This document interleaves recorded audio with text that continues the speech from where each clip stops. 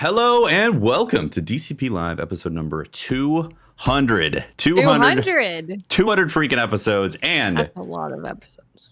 That is. We've had a certain silent guest for a while who's been making appearances every now and then. Hasn't really said much, right? No. That ends today. Yeah. Predator, how are you doing? Predator, wow. Is that so, Predator? Does Pope know how to translate this? Can we get Pope on the phone? Pope knows how to. Predator, right? Pope knows I'm assuming he's saying, can't wait for the Solstice, can't wait to earn that new armor. You're right. Look at those ornaments. All right, here we go. The person behind the Predator, Holtz. Who would have guessed? Man is here. Back for number 200. And I believe he's got a special announcement. He's able to reveal the fall catalog of... He's able to reveal the full mechanics of the next raid in Destiny. Crazy. I did not agree to this. I did not agree to this sniping. By the way, cheers to 200 episodes. Yo, cheers. We're all drinking. I got some I got some wine. You guys got some beer. Yep. Yeah. I have a nice Renier. I got a red.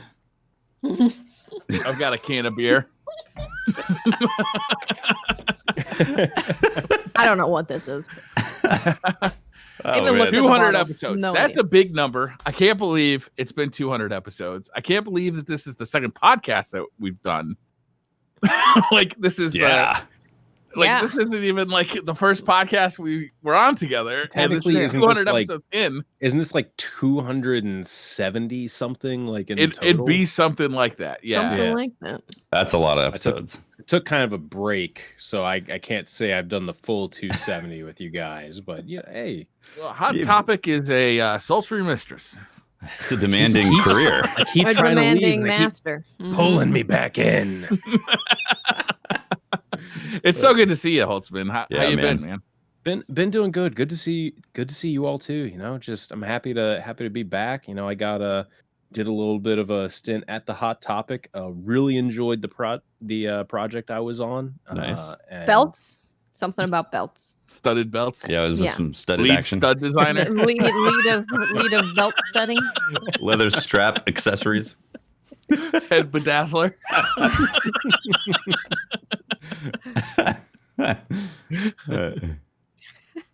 That's awesome, man.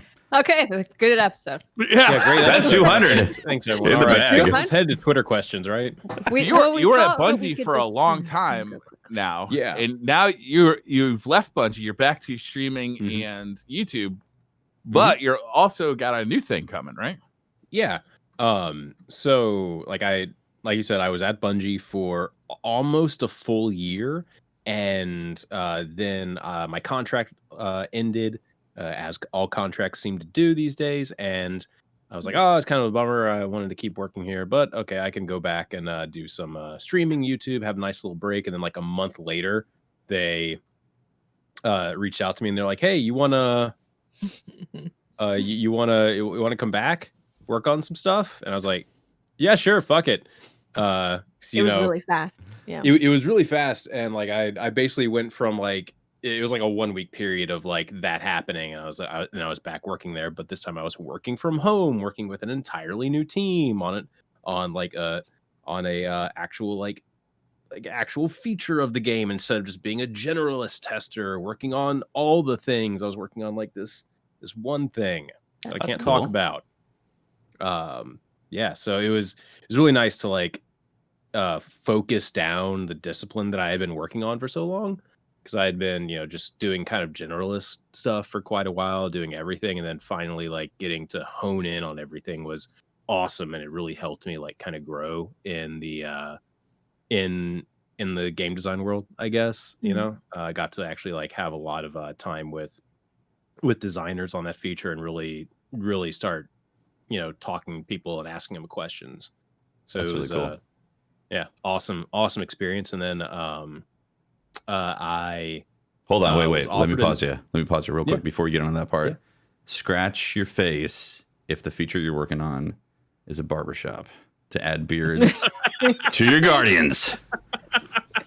I really want to like just get rid of my webcam, so like, but just because I don't want you to like. We could hear it. We could hear it in the mic. B, like, it would also really fuck with your like whole OBS thing, and that would just make it even funnier to me. Good point. We already Yeah, established it was belts. Okay. right. Belt designer. Guardian belts.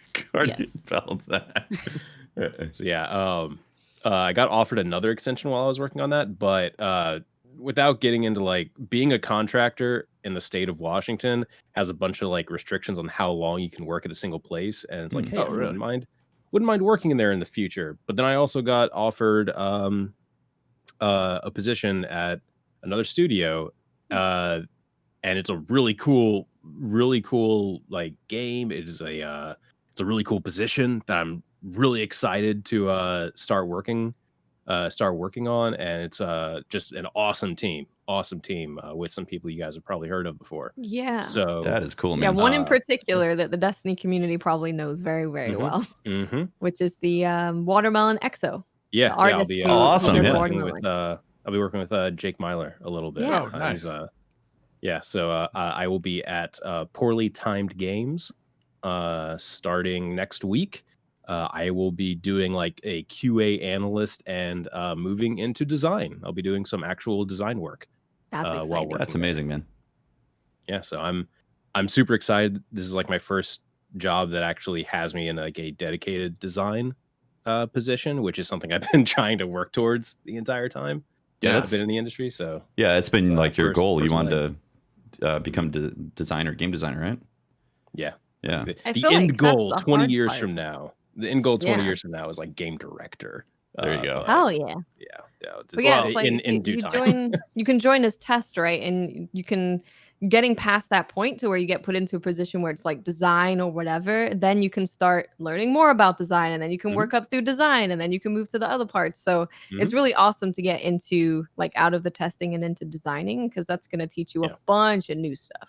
That's really like that's like I kind think of it's the hardest impressive part. how you had this goal while you're still living, not in the East Coast, but down south, and you moved to Seattle with this goal in mind, and you've been steadily making progress toward this goal. And it's kind of fun to watch you kind of like progress along these goals that you are just like laser focused on. Yeah. It's great, man. I'm really happy for you. Yeah, thank Super you. cool, man.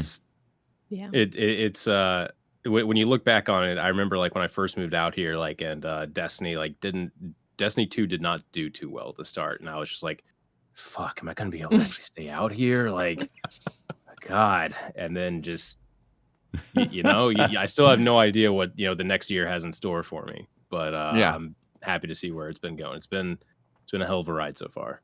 Yeah. How important would you say taking that leap was for making all this happen? Oh, so important. Like if Watts, if you weren't out here to like be like, hey, yeah, come out here, I'll show you around and everything. It's like, okay, that's awesome. Like I have friends out here. I have people to like work at Bungie, but also like Watts, you were out here. You were already here, and like you made yourself available to like help me move out. So like that was huge. And then Dado like just messaged me. It was like 3 months before I had actually moved out. He like messaged me. He's like, so how serious are you about moving out to Seattle? And I was like, I mean, pretty serious. Like, I want to move out there. He's like, all right, I do too. Let's fucking book a trip. Like, let's book a trip to go look at apartments. And then I was like, all right, cool. When are we doing? He's like, are you good for like next week? I'm like, yeah, fuck it. Let's go. I remember that day.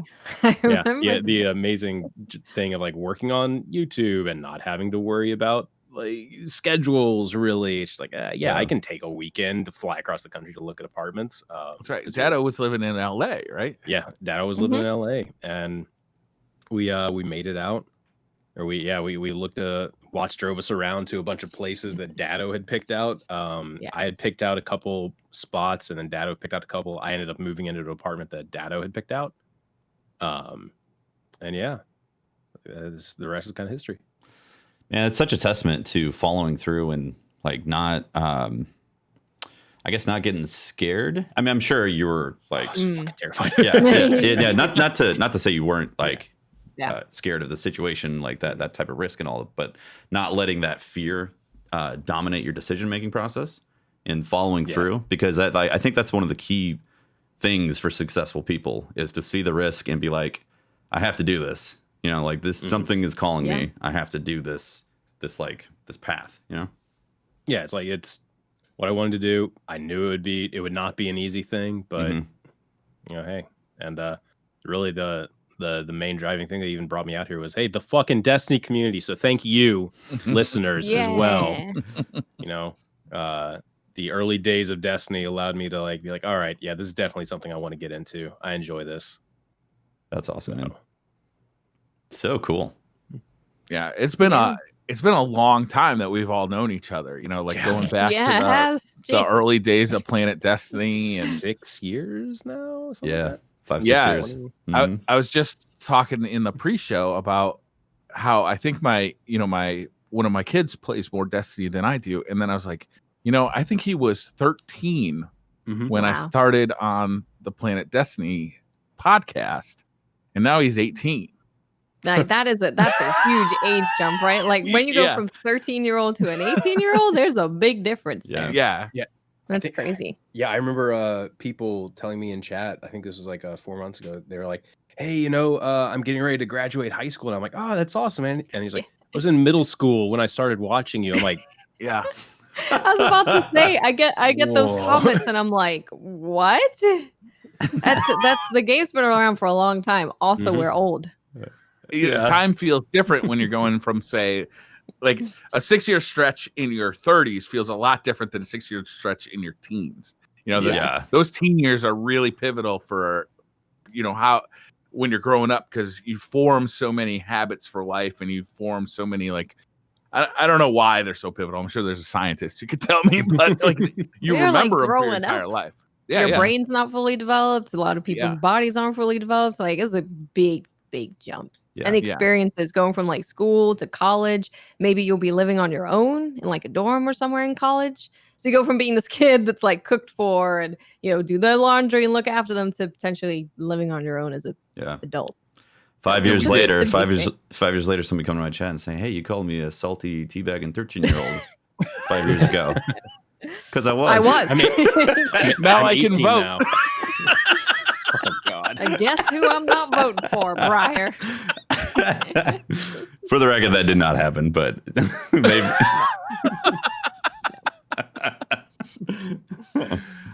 Yeah, we did 70-something episodes of the PD podcast, and then we broke off on our own. We started the Destiny Community podcast with Pope Bear, who's also no longer with us. Yeah. Pope Bear. No, he's not dead. He's in Thailand. He did not die. He's dead to me, goddammit.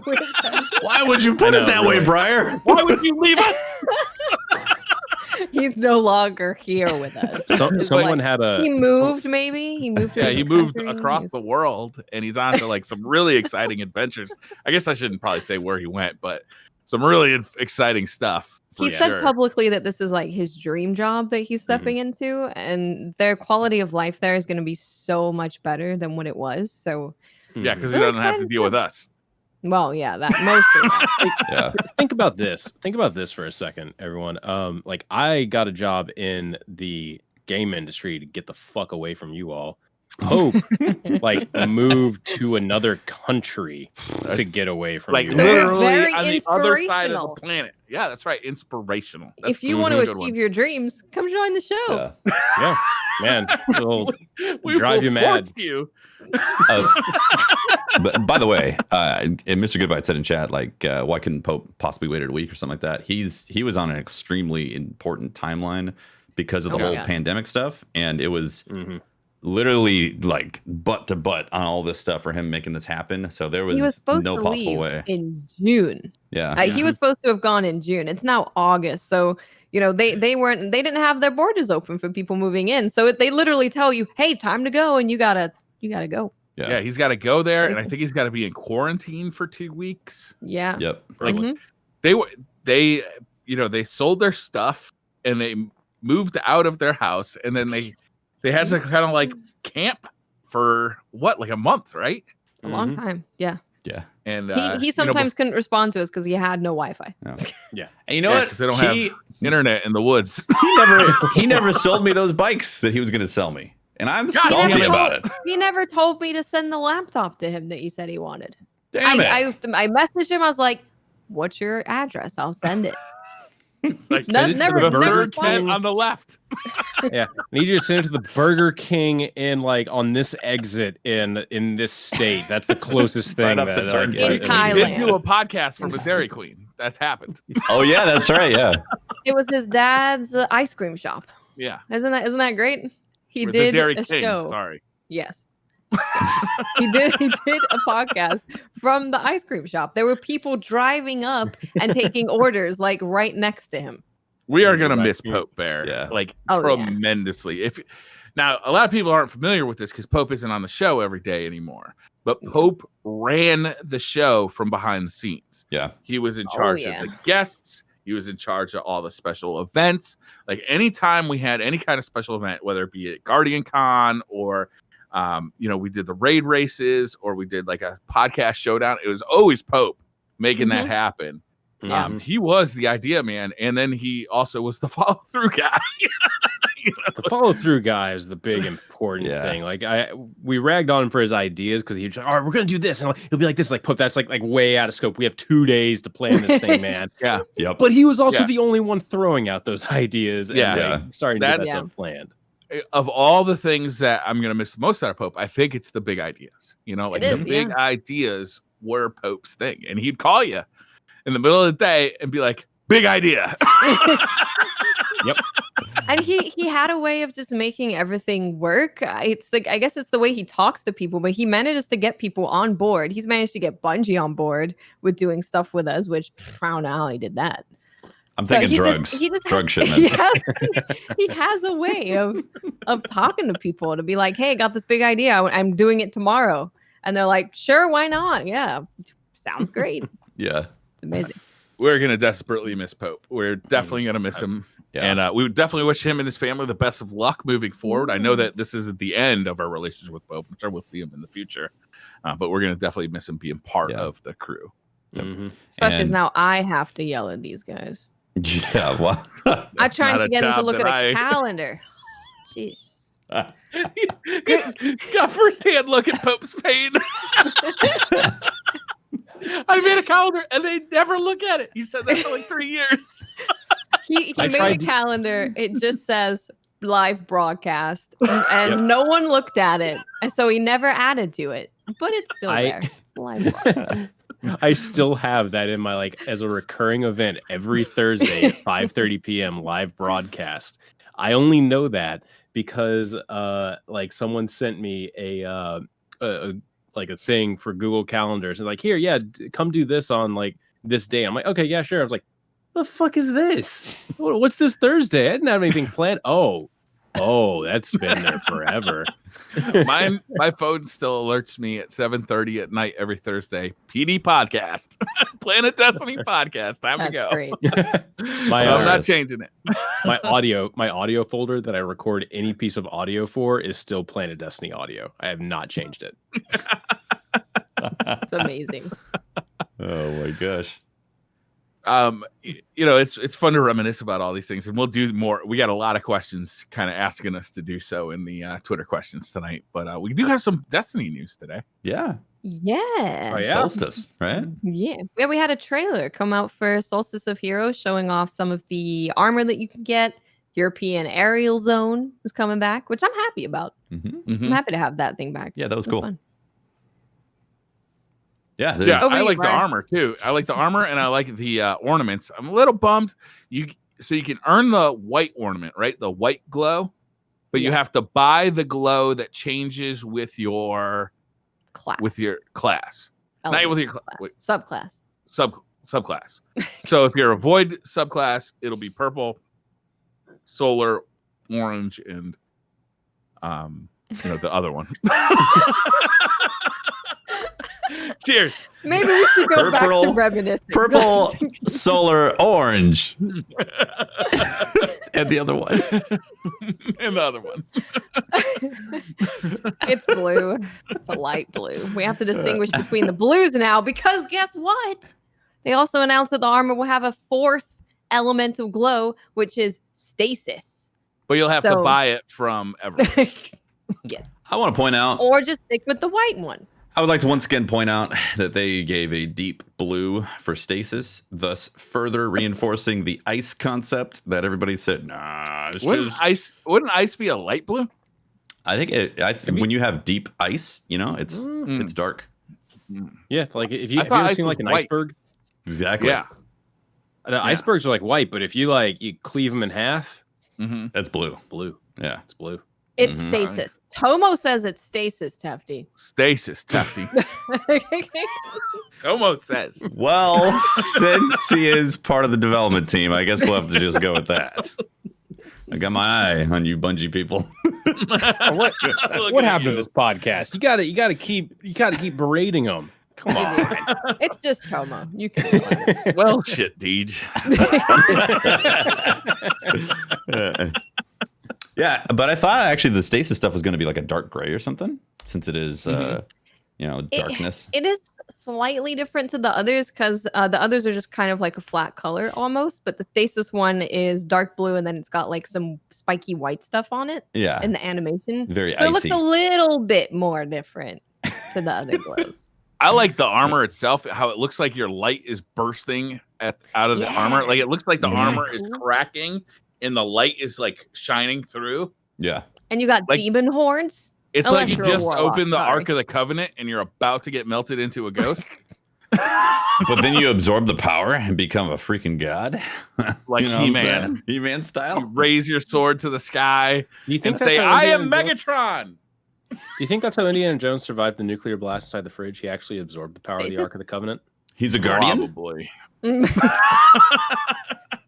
Did you see the new hat? It's Indiana Jones' hat. The clues are coming together. Shit. The hat on the ghost. Maybe Indy. The hat on the ghost. Indy was the first guardian.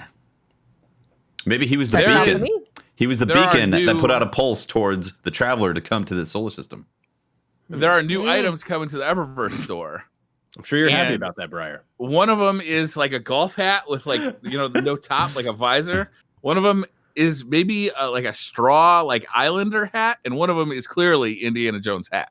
How do you feel about that, Briar? Or a Ronin hat. That looks like a Ronin hat. How do you feel about it, Briar? Is there samurais? How do I feel about Indiana Jones hat coming to Destiny? Superb. How do I feel about it coming to Eververse? I mean, to be honest, it's all right to go to Eververse. There it is. Silly as that. All right, whatever. I can't tell if Briar's grown over the years since I've been gone, or if he's just like been beaten down and he just doesn't. It's the second one. See, I really appreciate Holtz's desire to spark the controversy of Eververse Store out of Briar. I could see it in your eyes. It's like a fury of just like I want to see this conversation. Briar, I bought 20 levels on the season pass today with silver. Whatever. I mean, like I lost this fight immediately. Like if there ever was a fight to be fought, I lost it immediately. If there was a fight and there was something really pretty and glorious in there, everyone would say, "Shut up, Briar. I'm spending money."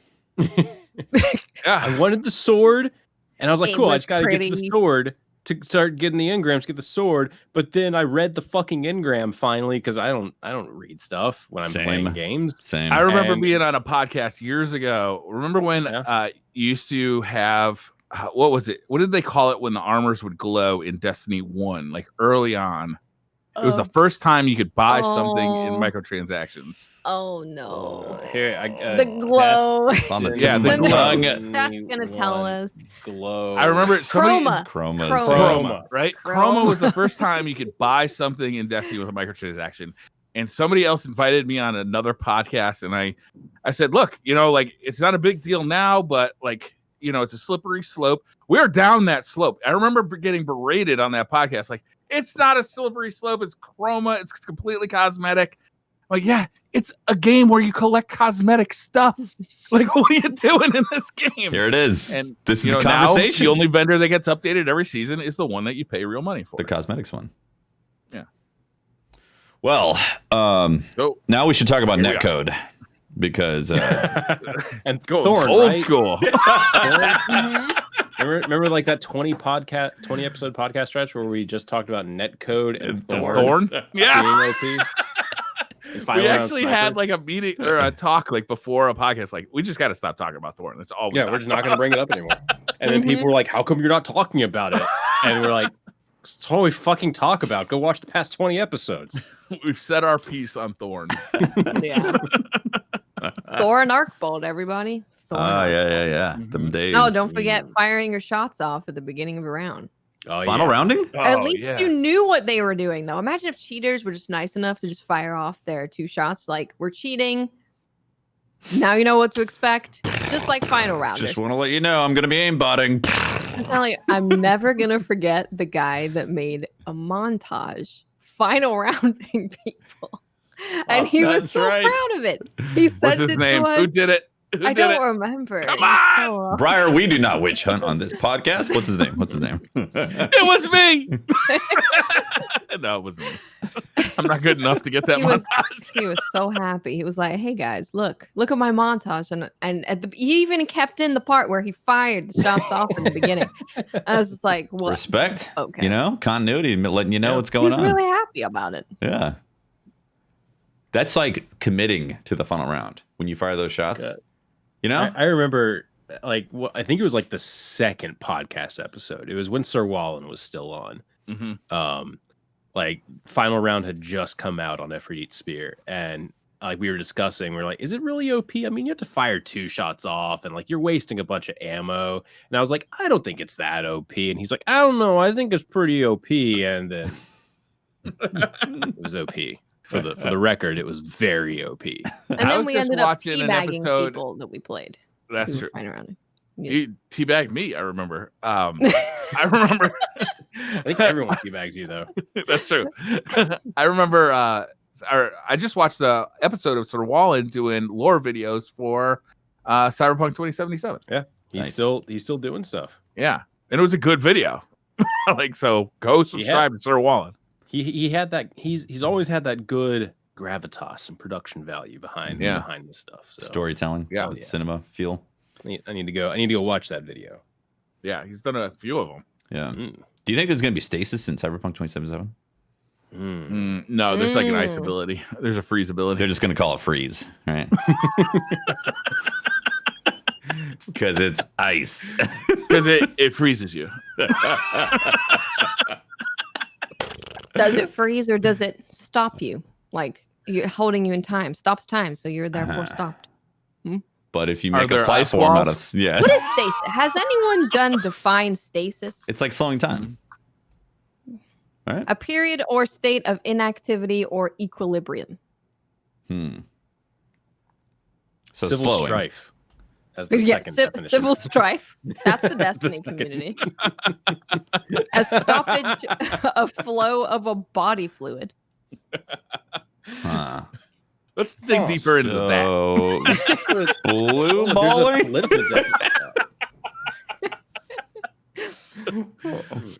I love the drinking episodes. Yeah. It's good stuff. Will there be stasis in Fall Guys? Expansion.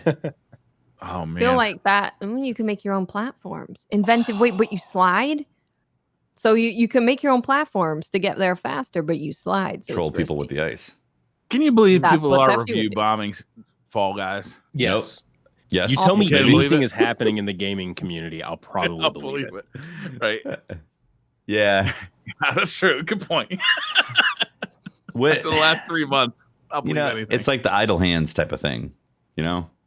Something to do. Troll a game, right? Yeah.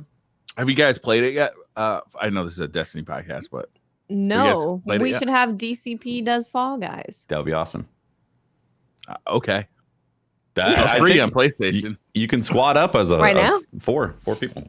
It means I have to Yeah. subscribe to PlayStation Plus and update it again. Or you can just play get it on Steam, PC. whatever. I got it on Yeah. PC. We can do it on PlayStation. I think I'd rather do that.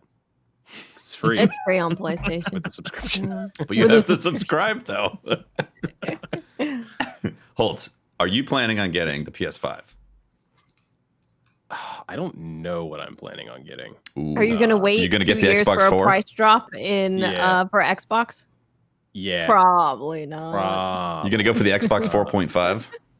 I'm gonna go for whatever like is the easiest to mount on a wall in our bedroom. So You're gonna wall mount it? Yeah, sure. Why not? I have Why no not? answer for why not. What's the practical reason? Any practical reason, or just Because we don't have any shelves on the walls, and we don't have enough space to have like a TV unit or anything in our bedroom. Because So we the live in TV an is apartment wall mounted? complex in Seattle that's small. It's actually just really obnoxiously oriented. So like our kitchen is so small we can't actually like both of us stand in the kitchen. I have seen this kind of thing done on our battle stations on Reddit, where people wall mount like the TV and then like a PlayStation, and they also like route the cables like really neatly, like along the wall, so it looks like super techie, futuristic, nerdy, and cool. If you're Which into my being a office would nerd. never look like. Yeah, my wife would freak the fuck out if I did it, but I think it would look cool. So you're undecided. I'm undecided right now. I don't know. I don't really want to like buy a next gen console. I don't really have anything that's selling me on it right now. Are you mostly playing on PC now? Elden Ring. Yeah. I'm mostly playing on PC, and I'm mostly working here on my PC, and I also ultra wide, man. Also ultra wide. It's just it's so good. Once you go, see, this is the problem with frame rates, and a lot of people dog us for always talking about frame rates. But once you experience, you. No, they're dogging all of us at this point. The whole podcast is getting thrown under the bus. No one says anything. I mostly just get dogged for being drunk. It's you. This episode's dedicated. I'm on the podcast, therefore the whole podcast is getting dogged because of the frame rate talk. Once they experience it, they go, "Oh no." Yeah. Now I see. If you just play on console, you have no idea. Of course you don't. You haven't played on. Why would you wouldn't have any idea? Well, this is going to be a thing of the past because the next gen consoles are going to support 120 hertz. TVs are coming out that support 120 hertz. It's going to be one of those things that, the next TV you buy will probably support 120 hertz 4K.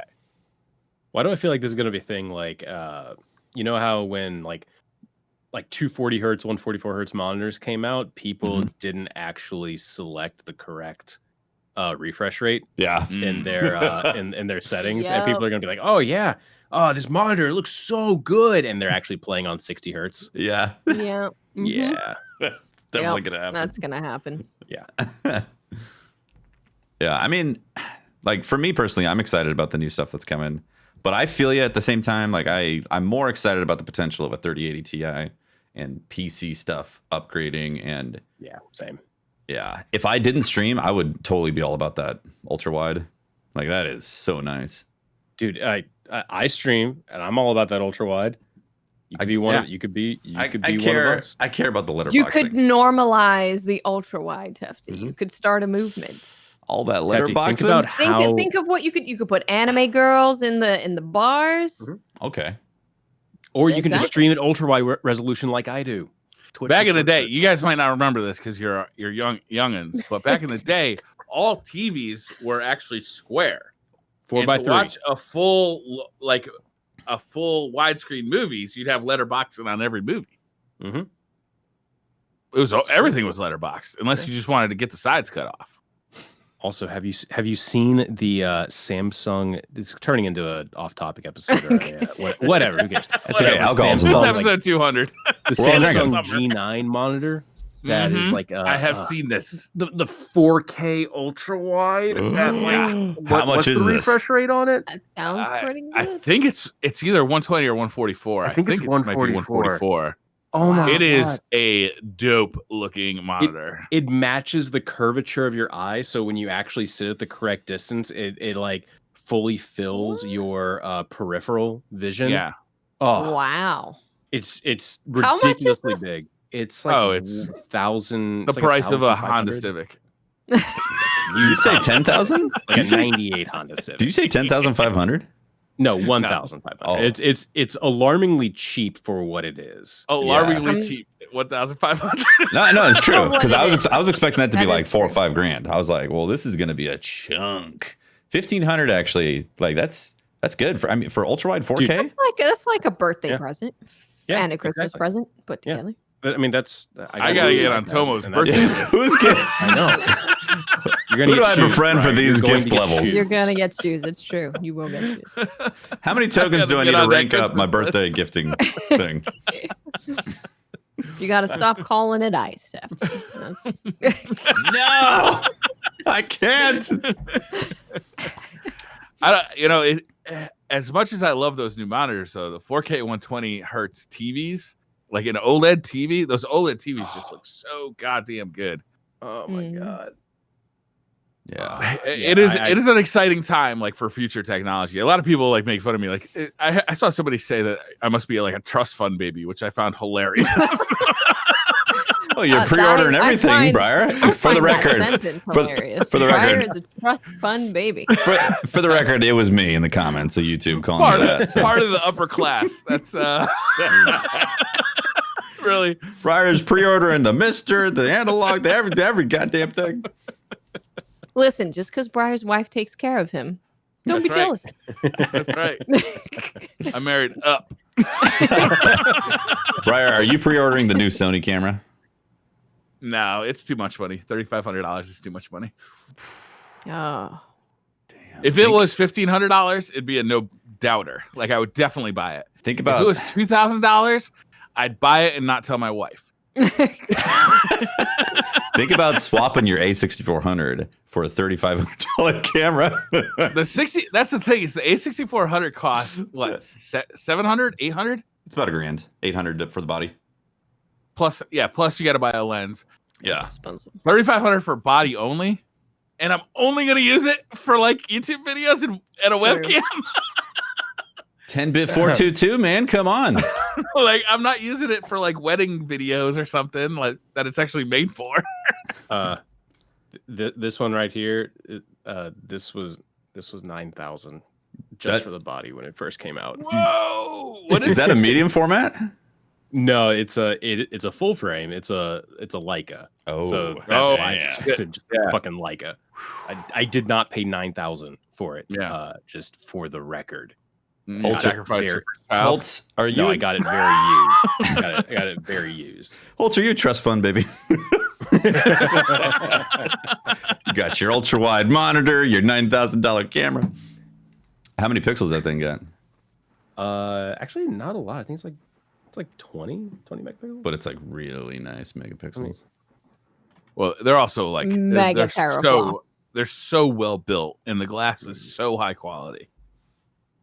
Let me look up the old Ken Rockwell review. See how many megapixels are in this. And Patrick can actually take good pictures. So Yeah. putting There that you camera go. to use.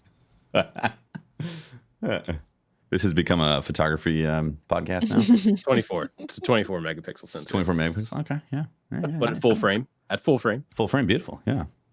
We mentioned Destiny. We keep We talked about the TWAB. We talked about the TWAB. Like it's summer. It's summertime. Like this is Summer solstice. They got also the it's our European 200th Eurozone. episode, so we're Yeah. allowed to celebrate each other. Think about all the money you'll be able to spend at Eververse to get all the cool new flashy things, Briar. Right? Hell yeah. Good. That's why I'm able to buy all this cool stuff because I don't spend any money at Eververse.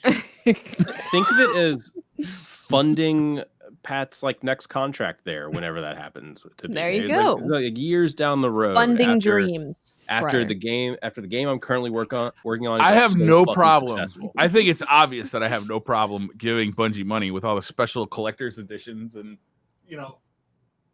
callous Bibles that I have on my shelf. That apparently I have that I haven't opened yet. My problem is that the stuff that is in the Eververse store in Destiny 1 was earnable in game, and there's a complete lack of like cool cosmetic stuff in Destiny 2, but you can go buy a bunch of it in the Eververse store. That's the issue. I think that's the cue for us to all get our Destiny merch and show it off and talk about our memories. All of my stuff is like right over there. I don't feel like The Book of Cade. Remember this one? The Book of Cade? Oh, yeah. That was in the collector's edition. Yeah. This one had the legendary coin in it. I got a ghost right there. I actually just mounted a bunch of shelves above my computer station. So, like, most of my memorabilia is up there. Oh, I got something that's super rare. Hold up. Let me stand up. Let me stand up here. And Oh, rare stuff? Here on my chest. This one had the strange coin in it. All right. See? I wish I had gotten that one. Strange coin.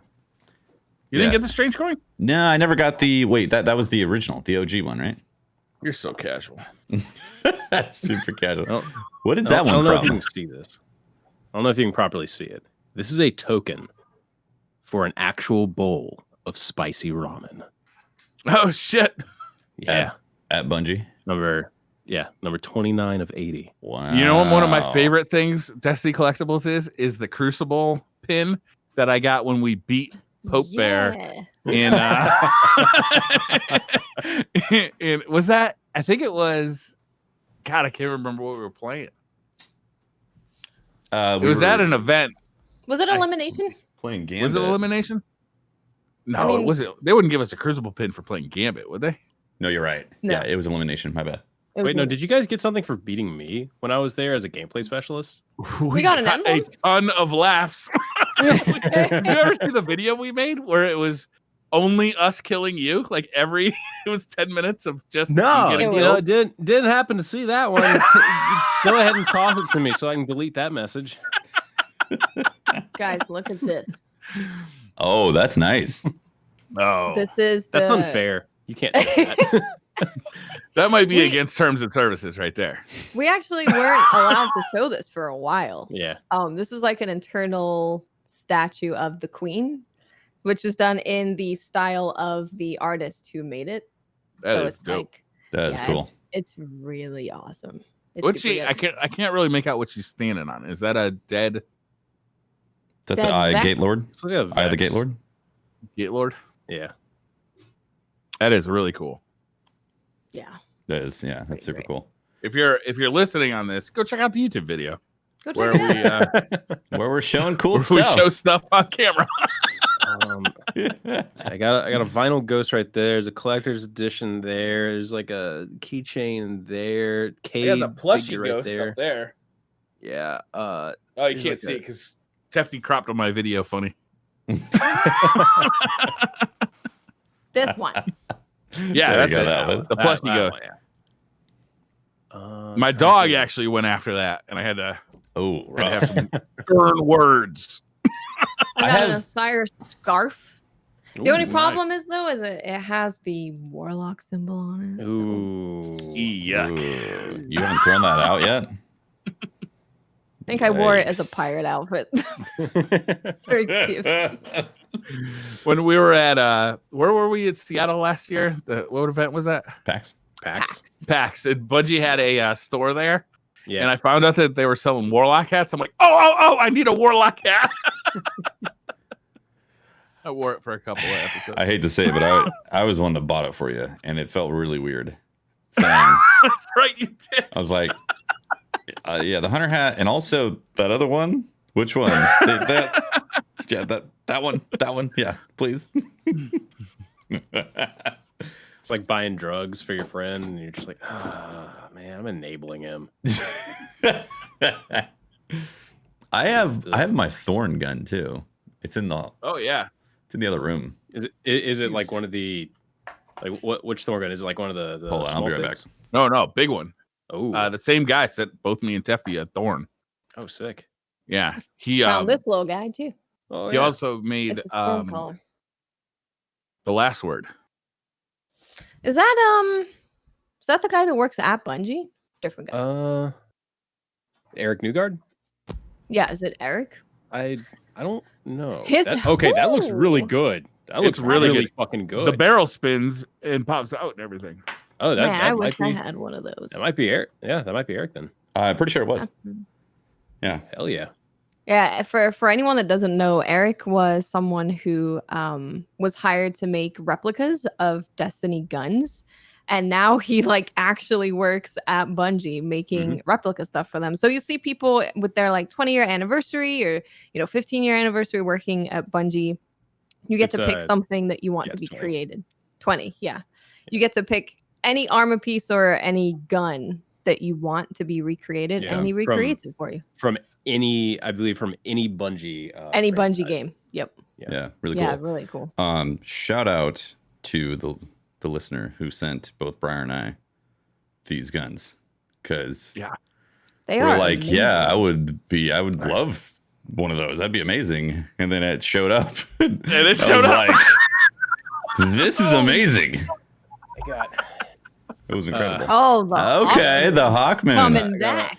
I got a Hawk Moon. This is courtesy of Magikarp in chat, longtime community member. Nice. He gave this to me at like 2017. Yeah, I think it was the 2017 Guardian Con. Did he attach a bad joke with it? No. He might have. Surprising. He might have. I remember getting this thing like returning it or like returning through an airport with this was like what do I do with this? I remember like asking the person, it's like, hey, I have a replica weapon in my suitcase that I'm checking in. Do I need to do anything? And they're like, it's Florida. No, it's Florida. You're It's fine. Florida. Yeah. I got a son, you're in Florida. Yeah, son, you're in Florida. You're gonna be fine. No, like there was like a little ticket that was like this. Your suitcase was opened and inspected by the TSA. Yeah, I'm glad they didn't take it. Yeah. Was the TSA an actual alligator? The little tie. You're good. I bought an actual gun rack for this thing too to mount it up. Oh, neat. That's a good Oh, idea. hell yeah. That's cool. Yeah, I was like, what do I get to mount a gun? I got the cookbook. Oh, You can nice. still get the cookbook right now. And you Yeah. know, I was like, a Destiny cookbook, I don't get it. First of all, there's the cookie recipes that we spent lots of time baking. So those are in here, but it's like a legit cookbook. Mm-hmm. Like it's serious stuff. Look at this. You got spicy ramen recipe. Are there Watts, are there vegan recipes? There are, yeah. And on the Nice. it's at the top here on the orange part. Oh, nice. It'll tell you like how difficult it is, how long it takes, and any dietary notes. So gluten-free, dairy-free. Does it tell you vegetarian, the microwave directions? No, a lot of these take like 2 hours. Making ramen is also going to take a lot. Like, I don't know what the recipe says, but like making real ramen, it's like it takes like 48 hours. In the shack section, there's You're gonna get hungry before that. there's Is it all energy cap? bars. Oh, Shaq's energy bars. Nice. How long does it take to barbecue Briar in there? I'm sure barbecue Briar. Hey. You know, why That's are not you funny. not in here, Briar? I don't understand. Cam1M in chat said, "Is that a how to cook Briar cookbook?" It should be. Look at this. Look at this. Look at this. Yeah. The vow. Look at that. Wow. What is that, like a Bellini? It's a drinky drink. Is it a Bellini? Some of them are. So this one is, I believe, yeah. So this is syrup, lemon, grenadine, gin, ice, raspberries, and champagne. It's like it's a juiced up Bellini. All right. Charged with light. Is there any Pretty awesome stuff in there. Is there any gluten-free stuff in there? Or is it There is, yeah. Yeah. Yeah, there's definitely gluten-free stuff in there. Huh. I gotta run to the bathroom. Then we'll do Twitter questions. Maybe. Be right back. How long have we been recording? You go and tinkle. It's been like 45 minutes. I Why, mean, I guess. this is quintessential drunk Briar, is him trying to go to Twitter questions Yeah. constantly. We'll be in the middle of the twab and there'll be like game-changing news in the next sentence, and he's like, ready for Twitter questions? Ready to go? Pretty much. Oh man. Oh, I do have the Amazon Ghost as well. Oh, that's Oh, cool. yeah. That thing wasn't very good. No, it's not. I don't think, does it even work as a ghost, or does it even work as a I'm gonna call it a Sheila. We call ours a Sheila, so we don't accidentally set it off. Yeah, when I say talking robot about it. lady. Yeah. Okay. Hmm. So if you want to talk to the ghost, you have to say, robot lady talk to ghost to do things. So it's fine. Maybe it got better. That's rough. It's just like when it first came out. Maybe it got better. Yeah. Man, that's amazing. I guess I'll go get another beer too if Briar's gonna be gone. Briar's getting stuff. Probably not coming back. Oh, he's already back. back. Well, what an inopportune time for me. Oh, are you wearing cargo shorts? Is he wearing cargo shorts? I know they looked like shorts. He's not wearing a beanie hat. That made me upset. He's not. I have a spicy ramen lunchbox. A little. That's mini. for a very small lunch. It's Are you on a diet? It's for like a pet rat or something that cooks food in the kitchen. Ratatouille. Coffin for your pet hamster. I mean, let's say I know Ratatouille. Okay, what's wrong with that, huh? I keep my guitar picks in here, or some of them. Oh. Yeah, I mean, I think we all end up collecting stuff, various things. Yeah. Yeah, You know? I have a bunch of I stuff. try and resist the urge because you can just fill your house with that kind of stuff. Sure. This is why this area of my PC, I'm like, if I can't put it up there or on the table to show it off and have it be around me frequently. Yeah. And then I'm not going to buy it because I'm not going to see it and then I'm going to feel bad. So if it's something that I can put up there, then I'll get it. One thing I don't have. I resist the urge, but I just literally ordered new shelving from IKEA to put retro video games on. Show stuff, yeah. Actually, I don't resist the urge that much. I have the art book. I don't have it in my office. The original Destiny art book. Well, there's two of them. There's the Destiny 1, the D2. They're both fantastic. Yeah. Those are just really cool. They are so good. Oh wait, I got another unique piece of Destiny stuff. Give me a second. I need to go grab it. Man, they must sell a lot of Destiny stuff at Hot Topic. Holtz is going to bring the actual blueprints for the next 3 years of what's going to happen in Destiny. At least Smith already leaked it though, so he stole a whiteboard. I would go and get Tomo's shield, but that thing is as heavy as an actual shield. And I might drop it and destroy it. Ooh, I bet he would not be happy about that. No. Like, more mad than if you spilled beer on his carpet. Yes, correct. That was a good time. Hey, we had CC Coon there. Yep. Uh-huh. We had all the gang. Fran was there. Pope. That's right. We had dicks together. We did. By a trash can. Yep. Yeah. Trash can dicks. Trash can dicks. We went back for second fries because me and Tufty could just have the fries. Exactly, because I was gluten free and they, the burgers weren't gluten free. Yep. That's it. All right. Da. So, these are postcards of Fenchurch Everest. Oh. These were, I don't know if these were ever sold, but they were sent out to all the YouTubers when the Eververse first launched in D1. There's like little stories about Fenchurch on the back. Like he actually had correspondence. That's awesome. That's a really cool piece of art. So all of the old school YouTubers know what Fenchurch is doing, but nobody else. Yeah, like I don't know if anyone. I remember I took a lot of time because I just thought the art was really cool, so I framed them and put them up. Yeah, and then there's also this. This is a mug that has Devrim. I believe this is Devrim's symbol on it. Nice. These were given away at Earth Day at Bungie, and you can get a thing of trail mix in them. Devrim is one of my favorite of those characters that were kind of the single planet characters that were introduced in Destiny 2. And I hope we see more Devrim because I liked him a lot. Yeah. I hope we get more of him. The stuff that, each one of them has those little quips that they say when you're just kind of standing near them. Mm-hmm. Yeah. I hope we get more of him. Yeah, I liked him a lot. I like Asher the best, to be honest. Cabal? Again? He's got personality. Wow. I just also joined my chat. Want to do some Twitter questions? Sure. Dreadnought says, no silly question this time. I will miss Pope Bear dearly, and I wish him and his family the best. He represents someone like me who has limited time when playing Destiny. Can each DCP host reflect on what Pope means to DCP and what he means to the Destiny community? Sure. Well, I can. I don't know everyone else. We already did do this a little bit, but I will absolutely take another moment to just kind of thank Pope for everything he's done. Me personally, I would not be here where I'm at, like in the gaming industry, without Pope. Like, just one day out of the blue, when we were working at Planet Destiny, I get a message from this guy called Pope Bear, and he was like, "Hey, hey, I'm a community member. I do like I Sherpa raid runs." And I'm like, I mean, that's pretty cool. We're trying to get like people with communities established. And he's like, I can get Deej on the show. And I was like, okay, so hi. Hello. Well, shit, dude. Dropping names from the get-go. just dropping that bomb. And I was like, I think. Yeah, and I was like, okay, that's okay. So yeah, let's see what happens. And sure enough, he got Deej, and we got Deej on the podcast, and like that kind of started like that whole relationship with Deej. And now it's like, all right, cool.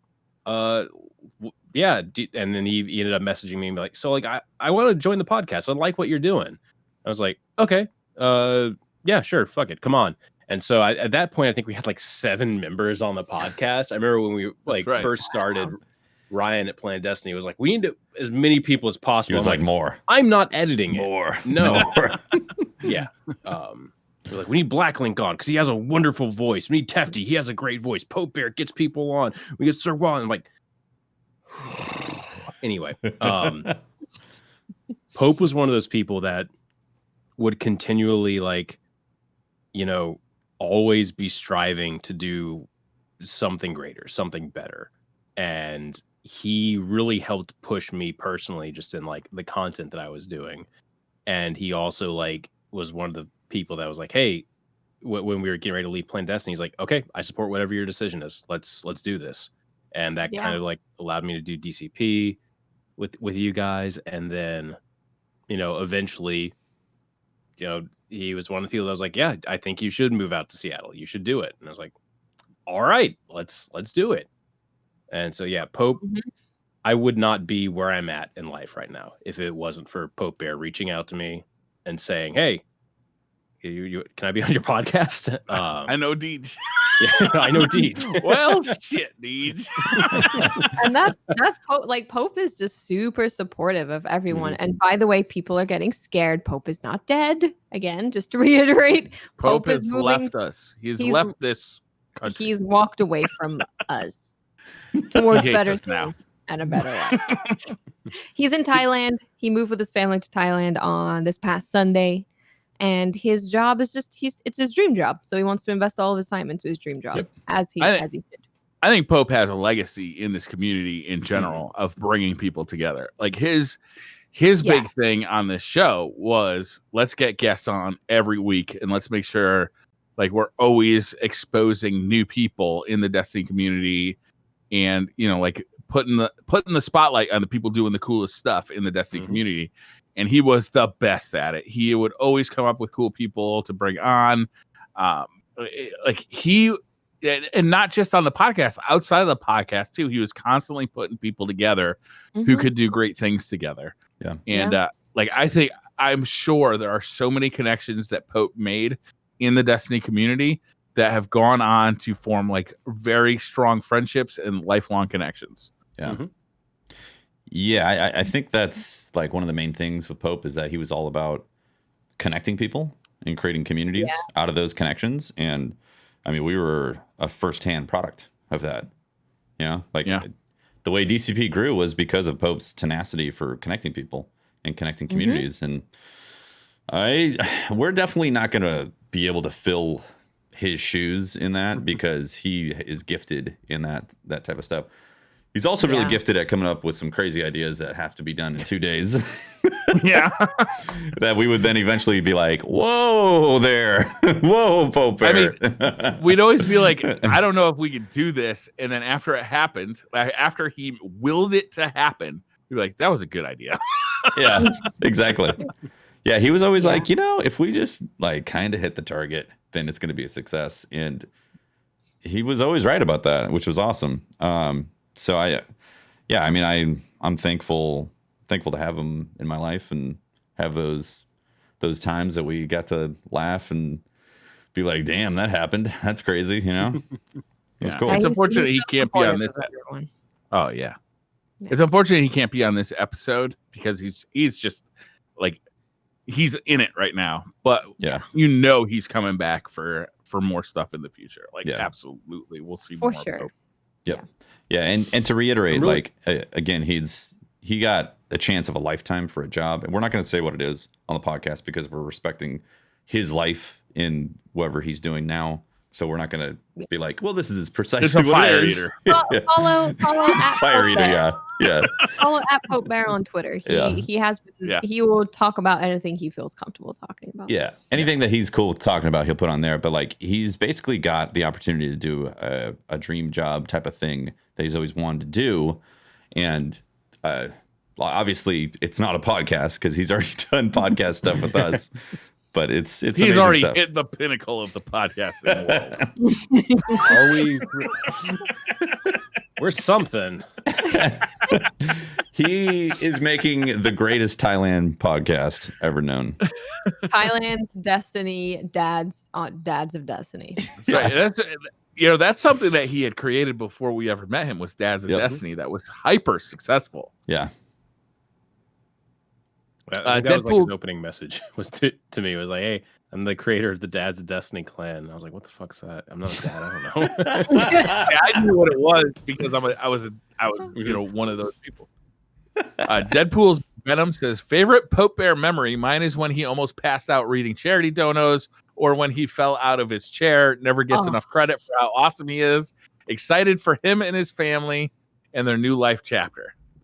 The falling off the chair is so good. That's also one of my favorite memories of Tefty was his reaction to falling out of the chair. I'm really thankful Pope, messaged me in private and said, hey, you don't have to get that butt tattoo. I'll take all of it. That's not true. Justin for myself. I'll get the tattoo. Definitely false. Pope, that's like one of my favorite memories of you, man. Thank you so much for that. Because, Well, now that you brought it up, Holtz, looks like we're going down this path. What's what's the status on the butt tattoo or on the mohawk? What's the ass status? The status of the ass is untatted. Untatted. Is that what you put on Facebook? I don't think I can really do anything about it in the current world climate of, the global pandemic. Well, naturally, you have to wait until 2021, maybe even 2022 when there's vaccines. Then finally get that ass tat, right? Yep. You're going to show up for your first day as game director with a mohawk and an ass tattoo. Was it a mohawk? I thought it was a mullet. It was a mullet. Right. It was a mullet. Look, mullet? I'm okay. As much as I would love to, get that one accomplished as well, I now need to run this stuff by my girlfriend because she is mainly the person who interacts with me now. Considering we live together and we're the only people we see, and if she sees me in a mullet, you say it was for charity. We raised a lot of money. You in a mullet, she's instantly gonna become pregnant.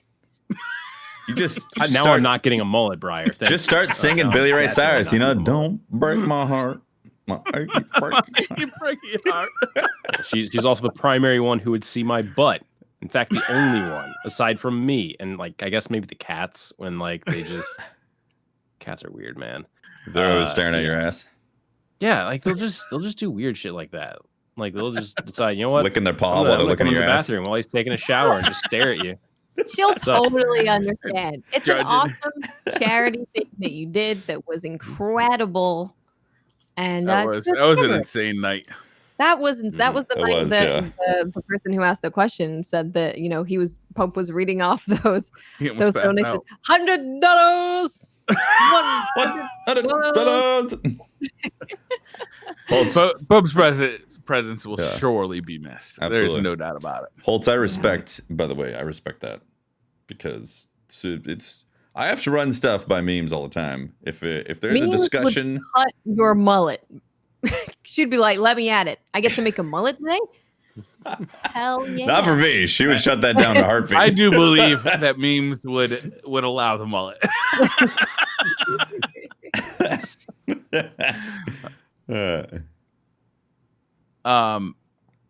Robbie V says, do you admit that you lost to GGEZ podcast years ago in the Battle of the Podcast? Next episode marks our year of podcasting. So admit it. I responded to Robbie V with this and said, it is not retroactive. It's not retroactive. Not retroactive. No, that's not how time works. In the Destiny community is retroactive. Yeah. In Destiny the game. If you beat someone in trials, in D2, did you then beat them in D1 trials? It's not retroactive. You did not, sir. No, you did not. Nope. Hashtag undefeated. Undefeated. And also, some say you can still hear the shots that Robbie's shooting on that final rounding. It's echoing throughout the internet. Wow, you still holding that grudge, huh, Tefty? How's that hilt tilt treating you? Yeah, some say you can. I don't know what you're talking about. The hilt tilt. Yeah, I don't know nothing about no hilt tilt. Open Vex, man. I bet you haven't seen hilt tilt in a while. Every now and then it comes up. With as long as y'all been doing this, what are some of your fondest memories of the podcast? Briar spilling beer on the table and the rug. That was pretty great. That was a great day. It was a great day. That was the last time I'll ever get asked to go to Watch's house. That was a really awesome time because it was you guys were all in Seattle, so like I know where all the places are, and we get to go together. We got to go to karaoke, which was hilarious. That was fun. And I know Briar actually very shy about karaoke. I was very shy about karaoke. And then you get Briar drunk and you start singing "Let It Go," and Briar's ready to party. He comes right out. He's ready. It was like that in Japan too, Watts. It was like everyone was like, I don't really know. And then it was just like shot. We were good. Shot through the heart. And you're to blame. In Japan. So you give love a bad name. In Japan, yeah, you buy a drink plan and it's like it's $70 or whatever for all you can drink. And we were like, for like each person, and they're like, no, for the room. And we were like, yeah, there's like 9 of us. All right. And this was karaoke in Shibuya. So we were right near, like in the center of a very busy part of Japan. I think it was like 2 or 3 a.m. when we got out. And me, Dado, and Tomo went to go get ramen at the place right by the karaoke. That was great. Have you ever been like drunk one night and then like the next night you try and drink again, but it just doesn't work? Like you can't do it? No. That's how it was. We did beer pong in Seattle with Dado's clan. We did do the beer pong tourney. Right. And I made it to the finals against Dado, and Dado put the whooping on me. Honestly, he's won many times before. So a severe beer pong whooping was applied. That's why Dado runs the tournament, because he's like, well, I'm gonna win anyways, so might as well. No, it's because Dado is not affected by alcohol. He is not. I was. Okay. We heavily drank that night in Japan. Dado was there. Every single person there was severely hungover. Like, I wasn't good to go until like 3 p.m. Dado wakes his ass up at like 8 or 9 a.m. He's like, I'm ready to go. Yeah, I'm going to do stuff. It's like, I'll tell you, Dado was definitely drunk, though. The conversations that we had... Dado was, when everyone, they get sentimental, start talking about, I love it so much. That was Dado. It was great. Did he sing something other than Billy Joel? Because normally he only sings Billy Joel. That was a lot of Billy Joel. One of my fondest podcast memories, honestly. Holtz, do you remember the night that you went out to dinner before the podcast and you got housed? And then you got on the podcast and you were plowed. Yeah, that was the podcast before. That was the last podcast I did in Tennessee. Was that was that still Planet Destiny or was that DCP? No, that was DCP because oh my god, that was one. It was just fun because it was just it was a angle of Holtzman that we didn't get to see too often. It was just like unfiltered Holtzman. It was an amazing evening. Yeah, I wish I knew the episode number so people could go see it. Yeah, that was like I had gone to like a really nice restaurant that my dad and I had been wanting to go to, and it was like, hey, yeah, like it's like a 7 or 8 course meal, like one of those like really really fancy places. Wow. And they're like, oh yeah, you can buy a drink plan too, and every single portion comes with a full drink. And I was like, Yeah. Whoa, okay. Obviously, you're gonna finish that drink, right? obviously I finished every single drink, and on the way back I was like, I think I'm okay. And when I got up out of the car to walk back into the house for the podcast, I was like, it's gonna be a fun episode. It was like we were kind of like getting ready for the episode just before we recorded a pre-show, I'm pretty sure. Yeah. And like I don't know if it was Pope Bear who said, like, Holtzman, have you been drinking? It was an amazing evening. You were on you were just on a tear. You know, it was great. It was a really fun evening. That was a funny one. That and the dead cat ad read are 2 of my favorite Holtzman moments. You know, for a recent memory, how about our Sea of Thieves, where Hefty hated Holtzman by the end of that? I didn't want to get puked on. And then We had to lock Patrick in the brig. And then by like divine justice, I somehow became Holtz. When we were playing with Fran, I was like, suddenly I'm actually Holtz, being an asshole to Fran, puking on him all the time. It's amazing. Sea of Thieves is one of those places that just allows you to be your deepest seated asshole. Yeah. Like Yeah. the part of your personality that you really try and hide in normal life, it's just, you can just really let it fly and Sea of Thieves. Yeah, it's really weird because like during that stream, I was interested in doing the quests and getting stuff done. And Holtz was interested in drinking and puking on stuff as much as possible and getting into fights. Yeah. You know? Yes. And this continued. And then in retrospect, it's like we literally flipped roles with Fran, where I was like, let's not get anything done. Yeah. Fran was like, I gotta get this done. I gotta get. Do you remember the episode where everyone pretended to be me? Like everyone put beanies on. Yeah. And then like Yeah, I do remember that. and then Pope put a beanie on and ended up going on a Pat rant. Yes. Yeah. And he's like, I don't know what happened. Like it just my brain was just overheated from the beanie and I just kept going. Note by the way. Holtz is mellow. No beanie. No beanie. No Yeah. beanie on the 200th episode. Is today the first day you've ever taken off the beanie?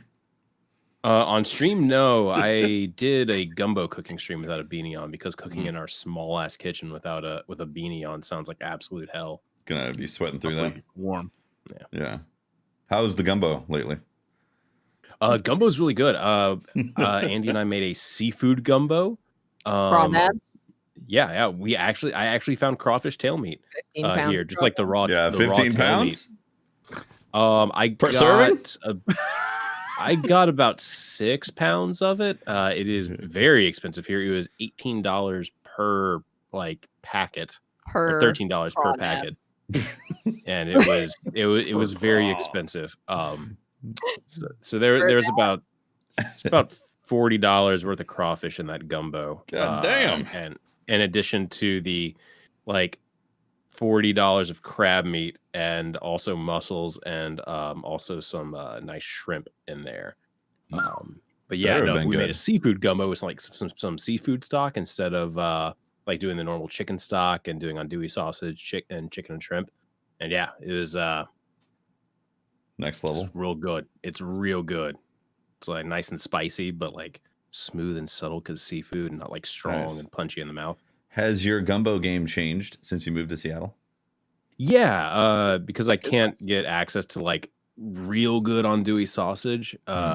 It's real hard to find here. I need to find like a dealer. I need to find an andouille sausage dealer. That's where some of the black market. That's like gray market sausage.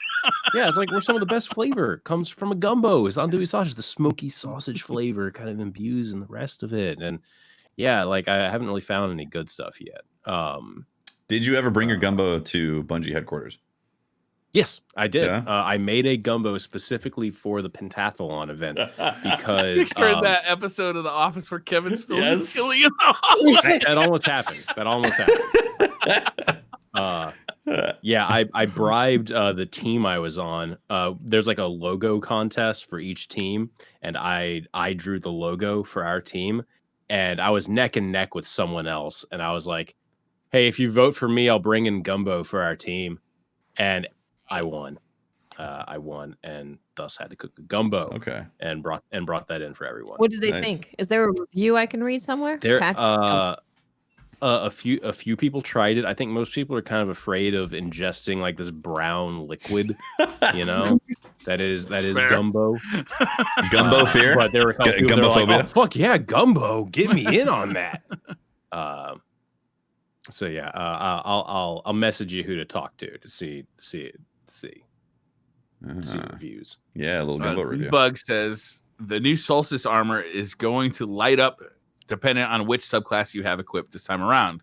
Do you think we'll see a different color light when equipping the Stasis subclass?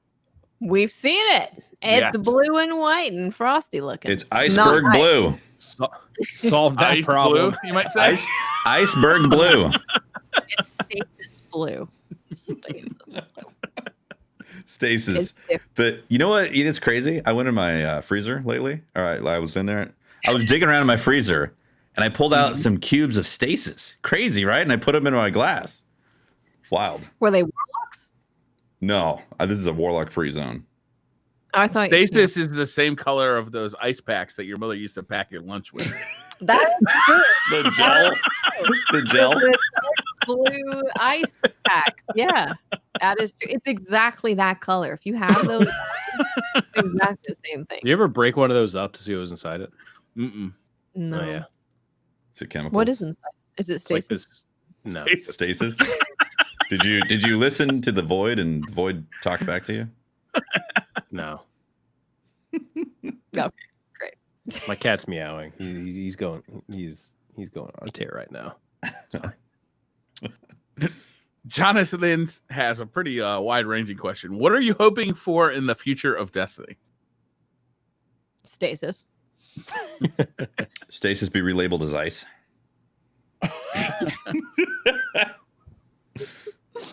I am hoping that people enjoy the feature that I got to work on. Yeah.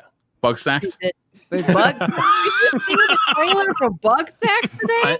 I am more confused. Is there Let me another? tell you. There's another trailer? I didn't see the trailer. Yeah, it was at the PlayStation State of Play. State of Play, yeah. And they showed like some gameplay and you're like collecting bug snacks. And you're like, okay, you're collecting bug snacks. But then you go to this dark place and the spooky music and you're like going on this weird adventure. So I do not know what this game is. Bug snacks is the darkest of places. It probably Rated is. M for mature. It's probably a horror game. I'm very interested in Bug Snacks. Me too. Yeah, not just because of the theme song, but just because like I really enjoyed Octodad. Octodad was like, I think that was the actual first game that I bought on PlayStation. Really? Awesome. Because there was like nothing out at the time. Like I think I got a bundle with Killzone Shadowfall or something. I was like, yep, I can't do FPS very well. Okay, and I was like, what other games? Octodad. Okay. Oh, this is fun. This is awesome. I loved Octodad. And then now it's like, oh, they're making another game. All right. Shit, yeah. Bug snacks. Kind of bug, kind of snack. Kind of bug. Talking about bug snacks. Talking about bug snacks. That's what we're hoping for the future of Destiny. Rock434 says, do you think exotics should also be subject to sunsetting? No. Wait, what? What was the question? Do you think exotics should also be subject to sunsetting? No. That's a tough one. No. What if they're way too powerful? No.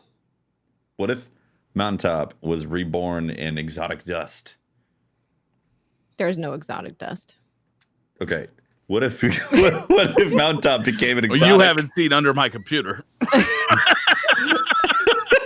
Guys, I haven't dusted my computer in like a solid year. There's a lot of gumbo dust in there. I'm just scared at this point. Like I don't want to like disturb the environment and like possibly like mess something up, you know?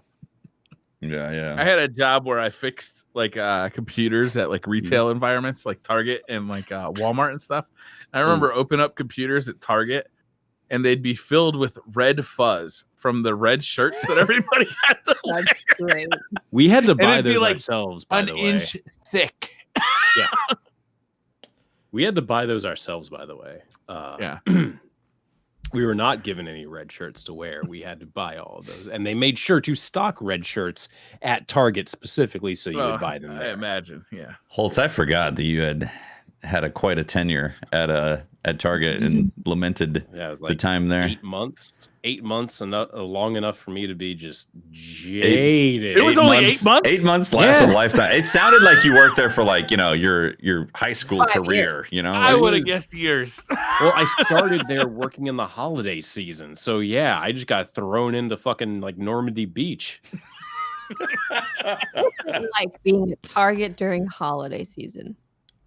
People come up to you people come up to you and go, "Hey, I see you're having a sale 2 weeks from now on iPads. Can you give me the sale price now?" I'm like, let me ask my manager. Okay, my manager said no, sorry. And they'd be like, Macy's honors their sales 2 days in advance. And I'm like, go to fucking Macy's, asshole. Yeah. And then you can't say that because then you get fired. Well, you can, but yeah, you just don't get to keep a job. Yeah. I mean, I could have. I just gave her the, people, just one of those. those Stop looks. doing this. Can we stop just being complete idiots? Like, no. Why are you yelling at some random person working at Target about what Macy's doing? Does that make any logical sense at all? No. Do you think people working at Target are trying to pirate makes more sense?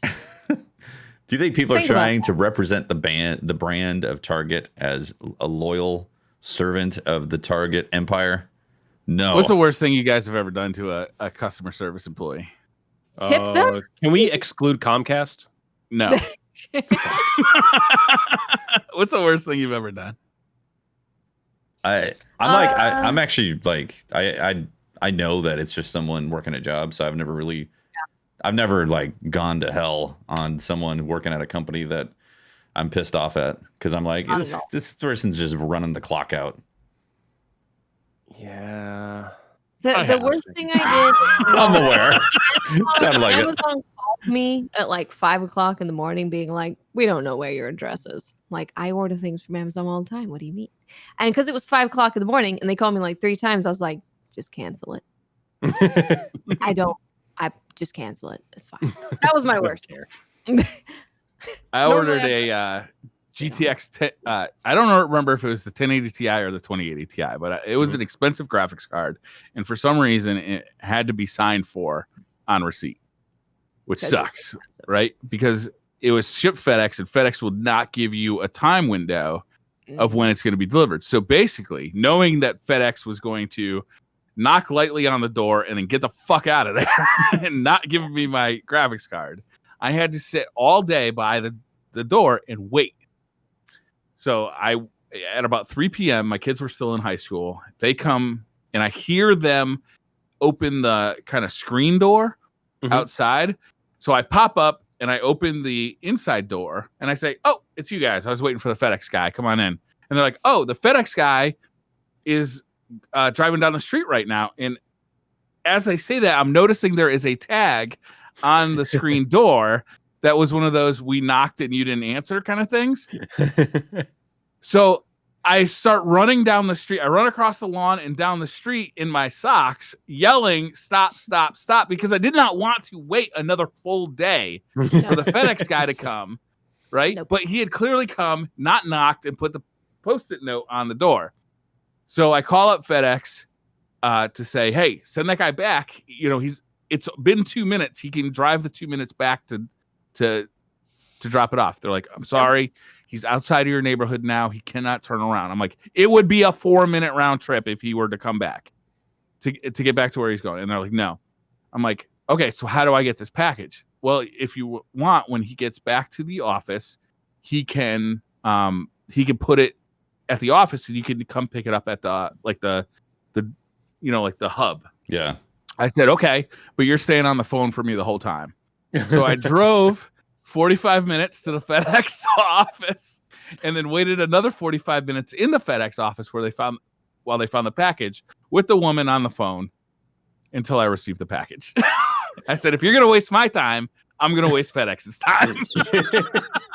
Damn. Wow.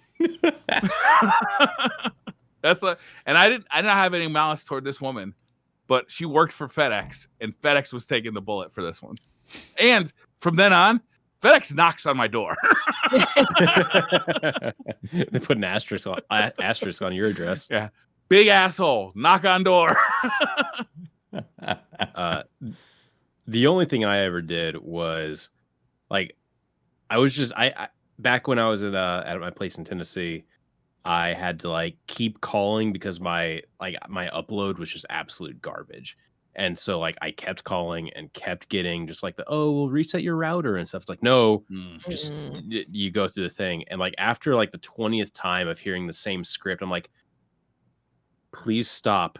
Just ignore your script. I don't care that your script says, I hope you have a good day, or I'm sorry about that. Just please stop.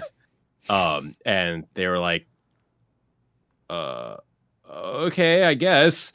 And then they were just like, so what do you want? I'm like, here's problem. Please fix it.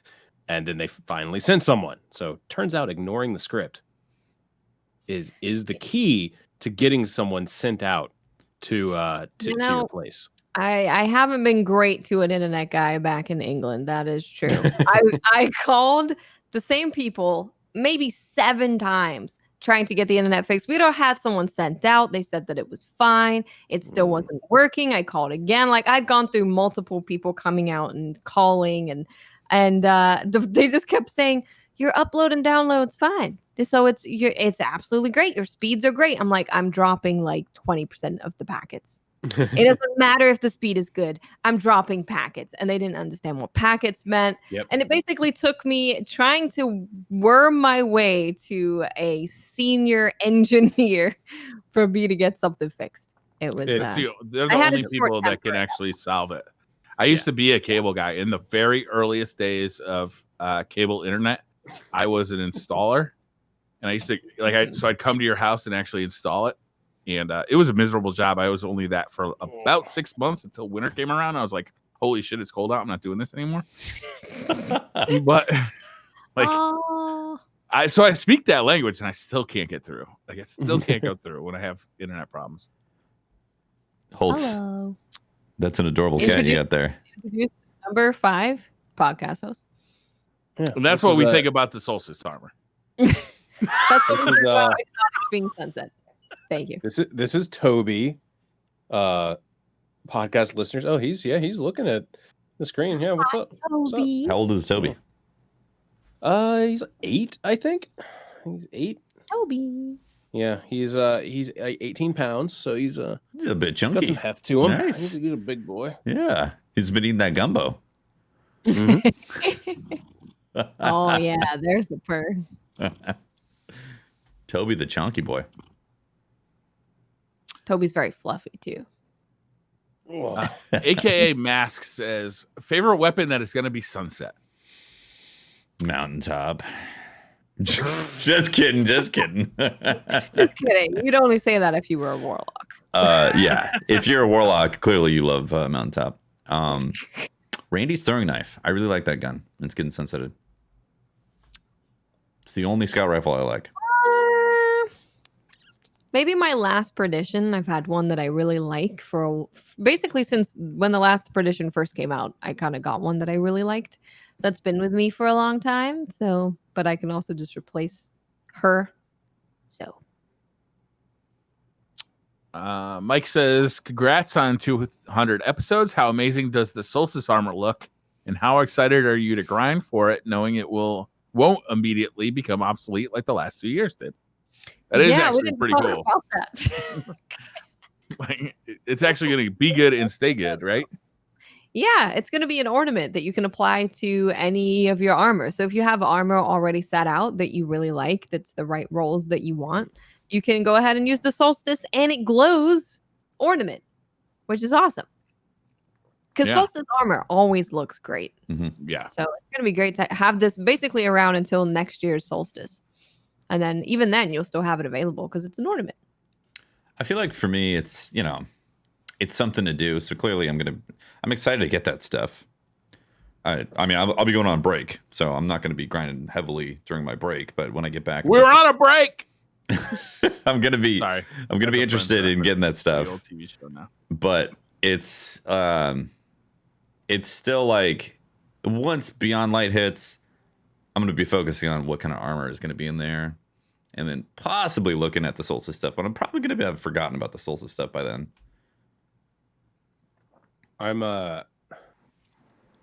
What was I gonna say? Fuck. I'm playing World of Warcraft right now. I'm not gonna lie. So like, I have that up in the background, so that's a little distracting. Are you raiding in WoW right now? Be playing Destiny while we were doing the podcast. Yeah, I remember. Look, I got a rogue that's at level 55, and it needs like XP boosts through dungeons. So you know, I'm not gonna level myself. I've done that for 15 years. Yeah. True. Okay, actually, I'm just excited to actually grind for this stuff right now, because last time when like Solstice came out, I had just started my contract at Bungie, and I just didn't have the fucking time, because like I just started my contract. I had just moved into this apartment. Andy was moving out here like very shortly after that, so like I just had a ton of stuff happening in life, and I couldn't grind for the armor or anything at all. And so now this time, like with my current job situation, I'm still allowed to stream and still do YouTube. So like I can actually have some time and get some of that stuff. So the Solstice armor looks dope. Mm-hmm. I really enjoy the EAZ. It's something different. You know, we don't have EAZ's cool. a ton of verticality in this game, although maybe sometimes it feels like it. But the EAZ is like very, very different in terms of verticality. So it's fun. I enjoy doing it. Yeah. We got to play Trials too at some point. We got to play. We do. We got to play Trials. Or when are we doing that? Whatever. So when I get back from my break. When you get back? The Friday after you get back? Well, maybe we might be able to do it that way. Yeah. Whenever I get back, then we can schedule that up and play some Trials and knock that out for Solstice and our DCP GCX stream commitments, incentive commitments that we did. What was it? Was it a whole ticket? I think we're playing for like 5 hours. On PS4? Well, you can't just say like, "Oh yeah, play some Trials on PS4." That's the thing, because we'll just do like 3 games and go, "Well, we lost all 3 games." I think it was Thursday. I think it was like a full ticket or something. Well, okay, so we need it. I need it for the Triumphs because I've been waiting for that. 7 wins. Yeah. Like 7 no matter if that's like that, one win and we have to reset all the time, or if it's just flawless, 7 wins, and then we'll leave it. Exactly. That's the plan. It'll be great. Mm-hmm. Looking forward to it. Can't wait. Jay Cooper says, we have, well, shit, Deej. Now we need one for DMG. My suggestion is, goddamn Dylan, what other suggestions do you have? See, I think these things have to be organic. Yeah, you can't force a meme. Yeah. I didn't just randomly, plot to eat Briar. That was a thing that was organic. Mm-hmm. Organic homegrown Briar meat. Naturally sourced. Artisan. Briar, do you eat grass? You grass fed? No. Smokes grass, am I right? Smokes grass. High five the screen for anyone watching. There you go. He's definitely non-GMO. Mostly barley fed. CFDR English guy Ash says, I'm just coming back to the game after not playing since near launch.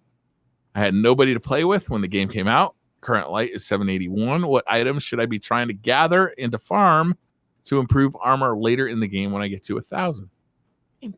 781 is his light? Yeah. Wait, what? God damn.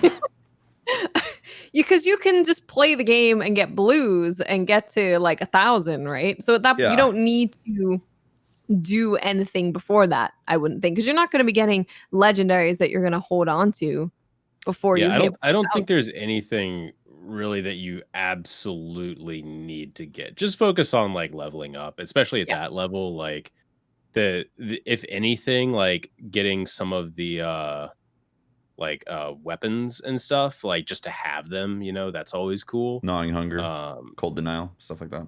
Yeah, like going for that type of stuff, I think is a little bit better. But armor, like you're gonna be churning through armor as you're going through. So I wouldn't get too attached to that. Yeah.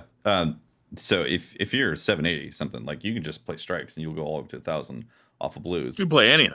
Yeah, you literally play anything. You'll just level up naturally. For anything though, because people have been asking me, they've been coming back to the game, and they're saying, "What should I focus on before the new expansion?" And I am always saying, if you can, go check those exotics off your list. Get all exotics as possible, because I don't know what it's going to be like in Beyond Light and how you acquire those. Holtz does, so I'm going to hand it over to Holtz. He can fill us in. Get all the exotics you can. Yeah, check off all the exotics, because you don't know when those are going to be reintroduced or how they're going to be acquired. Like, if you can find a raid team to then go get those exotics, great. I understand if it's not going to be possible, but there is some things that you can just start working towards at a quest to get those exotics. And once you got them, great. Like you can raiding is going to level you up fast too. Yeah, there's that too. Oh, like, But again, with Beyond Light, there's going to be a bunch of, I'm assuming anyways, there's going to be a bunch of new legendaries that come into the game, along with like what Holt said, the armor. You're going to be churning through armor, and there's going to be new armor in Beyond Light as well. So that's not really that big of a deal. But the exotics, some of those could not be available to acquire for a bit until they come back. So the Destiny show says, dude, that is so cool. Congrats on the big 200. Thank you for creating such an awesome podcast and for all your hard work. Thank you for listening. Hope you all have a great show. Question: what do you love most about podcasting? So I'll be honest with you. We aren't the most professional. We don't really. What are you talking about? Secret time. Yeah, I can imagine, you know, podcasts are like, okay, these are the topics that we're going to talk about. We're going to go around and make sure everyone can say their piece on the subject. We just kind of get together and make fun of each other for 2 hours. Yeah, pretty much. The pre-show is basically us just joking around. It used to be us ratting on Pope, and then Pope stopped coming, and then they was ratting on me, and then I stopped coming. I don't know. Then we ratted on Fran, and Fran's not here. Fran stopped coming. Any new volunteers? I have been on other shows where they go beat by beat in the before the show. They go beat by beat over the day's topics. Like, here's what we're going to talk about. You got 5 minutes to talk about them. We're going to go in a round table so everybody gets like a minute. Yeah. I've been emailed like a syllabus for what we're going to be talking about. I'm like, and I always like email back. I'm like, hey, just FYI, I'm kind of not good at this. So I don't really do podcasts that way. I'm not really a podcaster. I'm more of a internet talking to friends, sir. Yeah. That's my favorite thing about podcasting is I have a set appointment to talk to my friends every week. Yep. We have a grown-up daycare appointment every week. That's what it is. Grown-up daycare. Yeah, the adults drop us off. We're good for 2 hours. There it is. And we just that's it. As an adult, like that's one of the hardest things though, is to like make time for your friends. Is like, you know, like you've got so much going on. Like, you know, your kids are in Little League, and you know, you've got to go to a dinner party that with your wife's, you know, boss friends, and you got this to do, and you got that to do, and like there's so much stuff that you have to get done. It can be hard to like be like when your friend calls you up out of the blue on a Thursday night and says, hey, let's go to the bar and get a couple of drinks. You're like, no, motherfucker, I got like so much going on tonight, and I gotta be up early tomorrow. Like, there's just no way. The best thing about a podcast is it is a scheduled appointment in your calendar where you are hanging out with your friends for 2 hours. It's true. So true. It's kind of like we've created our own poker night. It was a podcast instead. You know? So thanks for being here, part of our poker night. I didn't really plan on you all being here. It's awesome. Also, I think the way we've structured the podcast is like it makes sense for us. I know other podcasts are extremely professional because they're looking for some specific information breakdowns, And definitely nothing against those podcasts. Like I get it. Like I listen to those podcasts and I think they're great. I love getting a slice of information from like a 30-minute cut of something. I think it's awesome. But sometimes you just want to firing range. It's great.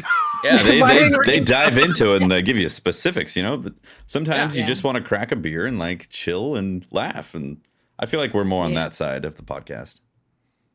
We're way more on that. We are the Shower Beer Podcast. We're the Shower Beers of podcasts. I can tell you. Okay, what do I like about podcasting? I definitely like talking with my friends. What do I don't like about podcasting? Editing. I despise editing a podcast together. Yeah, that was like one of the worst possible things I could ever be saddled with because you did it right after the podcast and had it up within hours. Yeah, that's crazy. Now Tefty is in charge of that. He just throws all the audio into Premiere, gets the output, and puts it up. Dude, I have all my presets. I don't worry about cutting out any individual little pieces of sound. If you hear some clickety clack in the keyboard, you know. Yeah. It's part of the DCP experience. It's technically my fault, but not my fault. People's jobs. Because I do the YouTube and Tefty does the I was doing two people's jobs. You were doing both. Yeah. Poker was doing like we were fucking with you every week because you told us to clap so you could sync the audio. And we always fucked with you. Every single week, listeners. Every single week in the podcast, I would be like, okay, we're always going to go 3, 2, 1, like clap to do a clap sync. And then we're going to do another one just to make sure.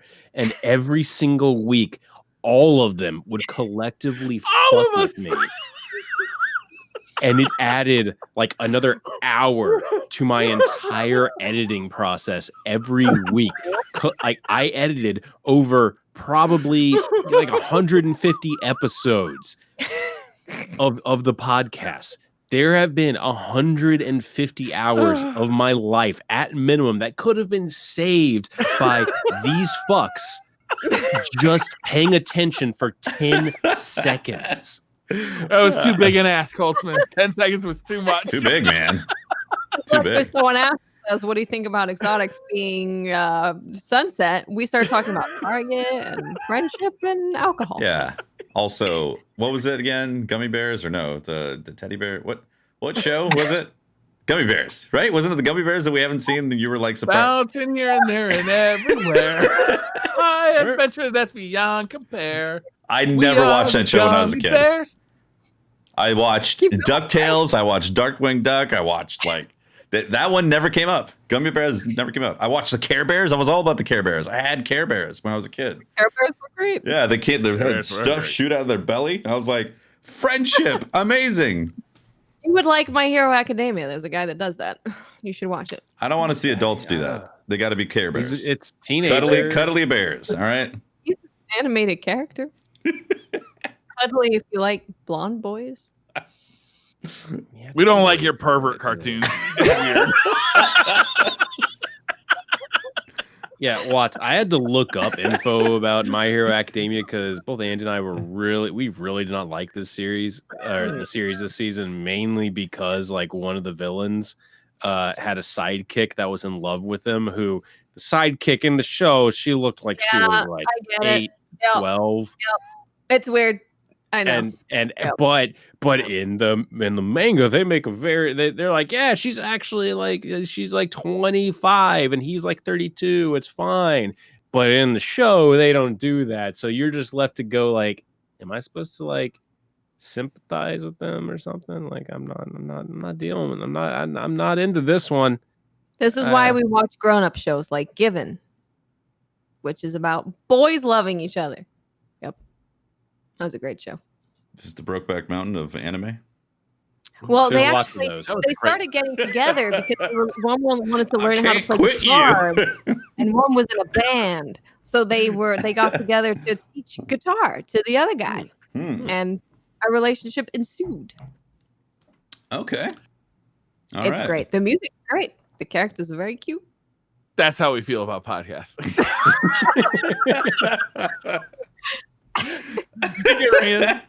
Jarian says So the tower issued a quarantine, and your guardian has to choose one of 4 dorms of NPCs to be stuck with for a whole year. Okay, so I'm going to read 3 different lists of names, and you have to pick which dorm you want to be in. Okay. So dorm 1 is Anna, Zavala, Sloan, and Saladin. These are co-ed? Definitely not. Yeah, that sounds like the boring dorm. Like everybody's like super busy studying. Yeah, no. That's the dry dorm. Definitely not. I'm like, honestly, I thought that sounded pretty good. Number 2 is Eris, the Drifter, the Stranger, and Brother Vance. Oh, that's Brother Vance. Brother Vance. I mean, Drifter's awesome. He's going to be great, but he's definitely going to cut you in the middle of the night. And Brother Vance is just a bitch. I don't want to be hanging around him. It's interesting. Brother Vance is like the Holtzman of the DCP show, where we just pick on him. What? He's so weird. That's the meanest thing you've ever said. That is downright disturbing. That is actually insulting. Would it help if I said the Fran, the Pope, whoever we bully until they finally leave us? Hey, serious question. Serious question, Holtz. Serious question. Is Brother Vance also hated among Bungie developers? Is it like the NPC feeling that they also want to like always kick down, you know? I mean, we're allowed to know what an engineer thinks about Brother Vance. Yeah. Right?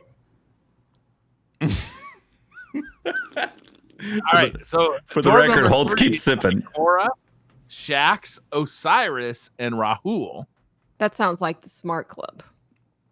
Shax? I feel like I might feel a little insecure in that. Well, because Shax is like very athletic. He's like peak of being athletic, and the others are only like, yells. Shax is peak alpha. Right? Yeah. Yells. I'm not that. All right, number 4 is Hawthorne, Zur, Spider, and Tess. Yes. Those guys. They They know how to make money. They will teach you how to set up a successful business. Someone bought their way into the dorm. And racing Ferraris. Briar, you're going to learn how to have a great cocaine business. Briar's cocaine empire.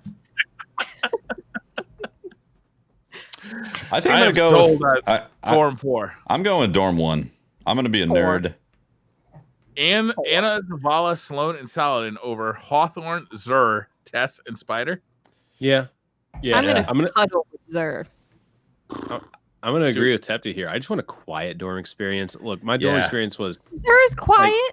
No, the people next to me had a giant speaker that they pointed outside their dorm room and would like talk into a microphone on it. Oh my God. And so they thought only outside could hear. We could hear everything. Yeah, you see, this is what I'm thinking, Holtz. You want to be in that dorm so you have a place of solace. And also, those people seem pretty knowledgeable. And if you're in a bind, I feel like they would help you out. No problem, right? But what you want to do is go visit the party places. You definitely want to go visit Tess's dorm, but you don't want to live there. You know what I mean? It's like this is a pro tip. This is a pro tip for college. Visit the party house. Do not live at the party house. Embrace the party house. Imagine the imagine the security that the Spider could get you. He's a mob boss. He has the best security in the world. I'm safe. He's gonna have cocaine parties. Safe for Spider every night. You don't want to live in the party house. This isn't the party house. The Drifter house is the party house. This is like the this is like the stoner house. It's the stoner house. Because everyone's like very weird and out there. They're probably going to be doing drugs, but they're not like loud stuff. Crazy. The ether. It's the huffing house. It's the huffing house. Ether huffing. Why are there so many paint cans around here? Heaven Below says, what's been the coolest thing to be a part of or participate in since starting DCP Live? Ooh. How is it different starting something like this than when y'all worked as an employee or contractor for other places? So I think one of the coolest things with us was us having the DCP booth at GuardianCon, when we finally got like our own booth, because it was with Guardian Con, if you don't have your own space to be, you're kind of just walking around and people will find you. But we had this centralized location for people to come and say hi, and seeing all of the people come and say hello to us. And there's people out there who like us. It's really weird. But it was, I had, so the moment that it really opened me up to that was very emotional was there was a little girl. She was probably 7. I think I saw this happen. And she had waited in line to come and meet us, but then Guardian Con had cut the line because, of course, they can't have just 4 people sitting there all day. But they were able to find me, and they said that she was about to cry because she couldn't get to meet me. And I was just like, that is such an amazing thing. I think I went in the bathroom and cried for like that was 30 minutes. Moment. I think I remember seeing this happen, and it was adorable. It's like, it's a girl, she loves games, and she has this connection with me, which I'm just like, what? This is crazy. And when you're sitting there streaming and making YouTube videos, you don't think about that there could be an impact like that you have on someone's life. But being able to meet those people in person is so amazing. Yeah. There's really nothing like it. And DCP has enabled me to do that. Yeah. I got to second that. I mean, I feel like of all the experiences, it's always the Guardian Con events. Yeah. Like, that's just amazing. Yeah. Miss it this year. Miss it. I remember. Yeah. I remember the first year that we had a booth and we had like a line of people, and we were doing like we were signing the posters, the first year's posters, and we had to leave because we had to go do a podcast. We're going to also do a live podcast, like in the like little amphitheater. So there was a point at which we knew that there were people standing in line that were not going to be able to get to the front of the line. Yeah. And because we had to leave. And I was very upset about it. And I was having like a very big, not an argument with Pope, but like I was trying to get him to put a sign up or figure out a way that we could say, look, we are leaving in 15 minutes. So if you're still standing here, like I did not want to walk away, but it was an amazing thing. Yeah. Not being an employee or a contractor, when you're working for yourself, it's always better than working for somebody else, but there's also a lot less security. It's a give and take for sure. Mm-hmm. But being able to make your own schedule is pretty empowering. But you have to be able to self-start. You have to be able to complete things. Yeah, you've got to be able to do it. Like, it's not for everybody. Some people want to go to work, come home, and never think about work, and that's not what content creation is. Content creation is like you don't leave work. Like you are. Yeah. It can be very hard to find a work-life balance when you're doing content creation. So working for yourself in general, not just content creation. I'm still trying to figure that out. I'm 37, and I've basically been a contractor for most of my adult life. I've had it was one job where I was at for 2 years where I was managing a warehouse. And then I got into contracting for computer development.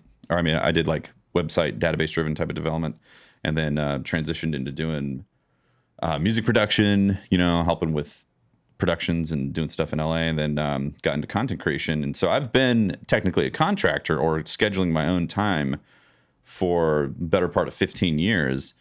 And it's still I'm still having a tough time balancing breaks and then separating myself from the work to get rejuvenated to then have that consistency. And I don't know, you get consumed with the work, and then before you know it, it's all you're doing, and you get burnt out, and that's dangerous. It's especially tricky, I think, when your hobby and your work are so closely tied together as they are with video game content creation. Mm-hmm. It's an especially tricky thing. Yeah, with where did we go? Well, they didn't want to hear what we were talking about, so now we're dropping truth bombs right now. We're too deep. Yeah, but I was saying, it's I've had my own schedule for over 15 years at this point, and it's still something that it's a constant reminder that if I don't take the time off to rejuvenate, to restore my own mental aptitude, then something gets cut, whether it's personal relationships or family or my quality of work or the streams or something like that. Like you have to be able to understand that you're going to need some reflection time, and that's a part of life. You can't just constantly burn both ends and think it's going to be fine. You're going to wake up one day and be like, holy crap, how did this happen? So, yeah. I remember in high school, I loved mountain biking. So I was like, I should try and find a job at a bike shop, and I could go work at a bike shop and then, merge my hobby and my passion together. And I remember I got the job, and I was working at the bike shop, and I was working in the kind of the back room, like putting the bikes together with another guy. And I was talking to him, and I kind of like, he was telling me what he had done in the past, and he was like an ex-machinist when like the machinist industry like fell to shit.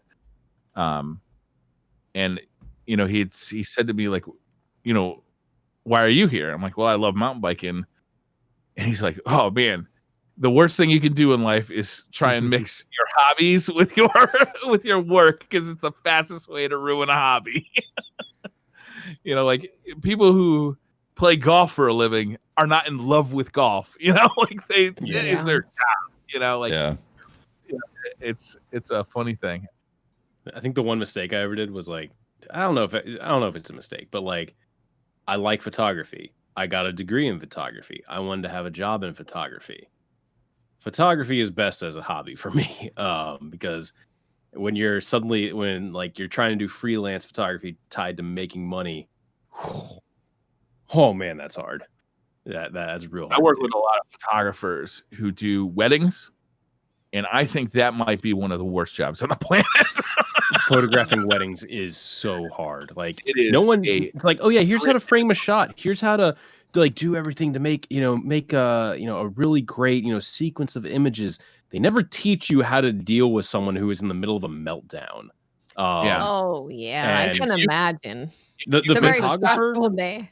The photographer is actually the person. Like in all honesty, the photographer is the person that ends up making the wedding run smoothly. No one ever tells you that you're like, oh yeah, you need to be here so I can take your photo. You need to be here so I can take your photo. Oh yeah, there's a lot to that. You end up running so much of a wedding. I never signed up for that. I would always come in and second shoot, and they would be like, hey, we need help getting people corralled to do this. And I'm like, you need what? No. Here's my advice. Get married in a really tiny place or a courtroom or your backyard, and just have your closest friends, enjoy the day together. The stress and the financial burden of a giant wedding is insane. Yeah, it ain't worth it. Just don't do it. Just have a day with the people that you love, the people that are closest to you, and just, celebrate you and the other person's love together. Save that money for a honeymoon. Honeymoon. Spend it on yourself, not random people. Before we got married, it was like a year-long campaign, and I finally had won my wife over to the idea of having our wedding in our backyard, like just setting up a tent, having it catered, still nice, but way lower cost than a full venue. My dad comes over, and here's this plan. He's like, "Oh no, we've got to do this big, and have a, we got to get the, a band, and we got to do all this." Did he put in any money? No. I had it. I had the dream, a small wedding, and he took it away from me. We had a really small wedding, and then we went to a really fancy restaurant after, giant. It's a big table in terms of restaurant tables, a small table in terms of wedding tables. But we just went to a really, really nice restaurant, which is great to spend a place like your wedding, because the staff are amazing, because they're like, oh my God, it's a wedding. When you have 100 people at your wedding, you get to spend 5 seconds with each of them. Yeah. Whereas this, you were able to share your special day with the people that are closest to you, which was really special. It was great. Shimazu Sama says, how many drinks does it take to get to probably not level of hammer? Probably not. Am I gonna wait 2 years for the price drop? Series 4? Probably not. More than I had tonight, but less than I had on the episode that Wilson was on. Wow, a DCP joke that I'm unaware of. It was recent, very recent. Oh yeah. Yeah, like 2 episodes ago. 2 episodes. It was like that was like 6 last months week. ago. What? It was last week. It was last week. It was basically, so what happened was someone accidentally put their podcast into half speed. Oh, you're talking about that. I was talking about the episode that Wilson was on. Well, oh, yeah, okay. That was recent, but a ways away. That wasn't a probably not joke in there. That wasn't the probably not, though. This Yeah. was, someone accidentally put their podcast into half speed, and Briar was talking about whether he was going to get the Xbox 4. And he said that he was going to buy it at launch because is he going to wait 2 years to get a price drop? Probably not. Basically, if you put it at half speed, everyone sounds wasted. Hell yeah. And We got a video version of it this week with Watts and Tefty talking. It was a drunk cast. I sound more drunk than everyone. It's concerned. Andre PKGT says, what is the best, most emotional episode of DCP? Emotional. Most emotional.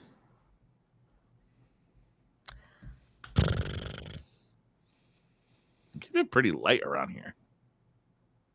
There's been a couple things. Like, I think when we were talking about the Patrick is like officially left the podcast, that's a rough one. Like, anytime someone's like for sure leaving, not just going on like a break or, yes, people come back, later in the future, maybe here and there. But as a permanent podcast member, they are gone, like not here anymore. Yeah. That's always emotional. I'd say the first episode of DCP because it was extremely hectic in that nothing worked. We had to go to PlayStation chat. So that was stressful. And we were also starting basically fresh, brand new, and that was also stressful. And so I all that kind of led to it being relatively emotional. But we're not usually like digging into like life-changing. I was addicted to heroin and then changed my life type of stories on the show. When we were talking about Black Lives Matter, that one was pretty. It was hard to talk about Destiny for actually like for a few weeks there because it was just like this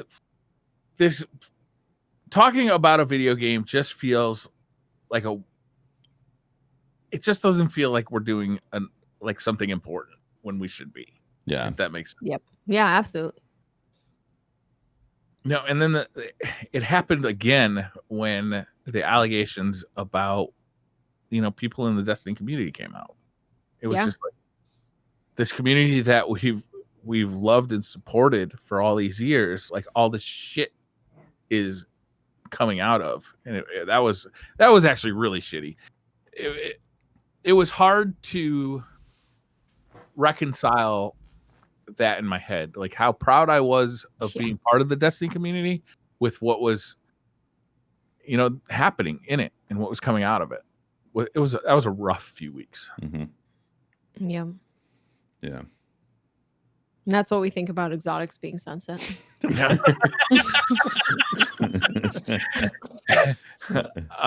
We are moving on, so I'm just gonna skip a couple questions, get to the kind of silly stuff here. Yes, keep going. Do them all. It's only 8. Do them all. Okay. Echo Reaver says, "Who in the DCP crew would win an IRL Fall Guys match? IRL? And how long would it take Briar to get disqualified for cheating? IRL Fall Guys match. So it's like a obstacle course." Wipeout style obstacle course, but we're all on it at the same time. Do I count? Yeah. Me. It says who would win? Yeah. I think it would be Pope Bear. Yeah, I was gonna say Pope because he used to be a professional cyclist. Like he's also really small and like really nimble then. So he devious. Like and devious. Just as good a chance of cheating as I do. Yeah. He would definitely grab you and throw you down type of stuff. Oh yeah. Yep. Pope would help me get to the end and then push me aside right at the end. That's what Pope would do to me. That's right. Gain a confident and then throw it away. the very end. Yep. Be like, played you. I feel like I'd win. Not gonna lie. Been working down a little bit, been feeling pretty good about myself during this quarantine. I got working on the figure, been turning some pythons into cobras. Look at those 7-inch pythons. Yeah.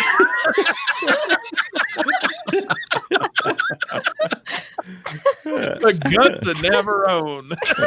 Yeah. Man. You got a full gym set up your house? Holtz? Yeah, dude. Yeah, just don't even worry about it. Just All day, every day. It's a swolecation. Every day is Oh, we know swole it's day. not Briar. Briar's getting eaten. Mm-hmm. Yeah, you definitely Good protein for Holtzman's workouts. Gaming with eFresh says, salute to Pope on his journey. And I've always been a big fan of you guys for inspiration. If you guys had to pick one cartoon to watch for the rest of your life, what would it be? A Place Further Than the Universe. What's that? Never heard of it. What is it? It's an anime. I know. It's an anime. Oh, so anime is cartoons? It's what's a cartoon? Let's lift it up. Define cartoon. I bet it's just like a hand-drawn thing. Cartoon. Define cartoon. A simple drawing showing the features of the subjects in a humorously exaggerated way, especially satirical one in a newspaper or magazine. A motion picture using animation techniques to photograph a sequence of drawings rather than real people or objects. That second one makes sense. Mm-hmm. Yes. That is amazing. By the way, seriously, I know you make fun of anime saying that it's perverted cartoons. Yeah, I do. Which it can be. It definitely can be. And just It can be. when it is.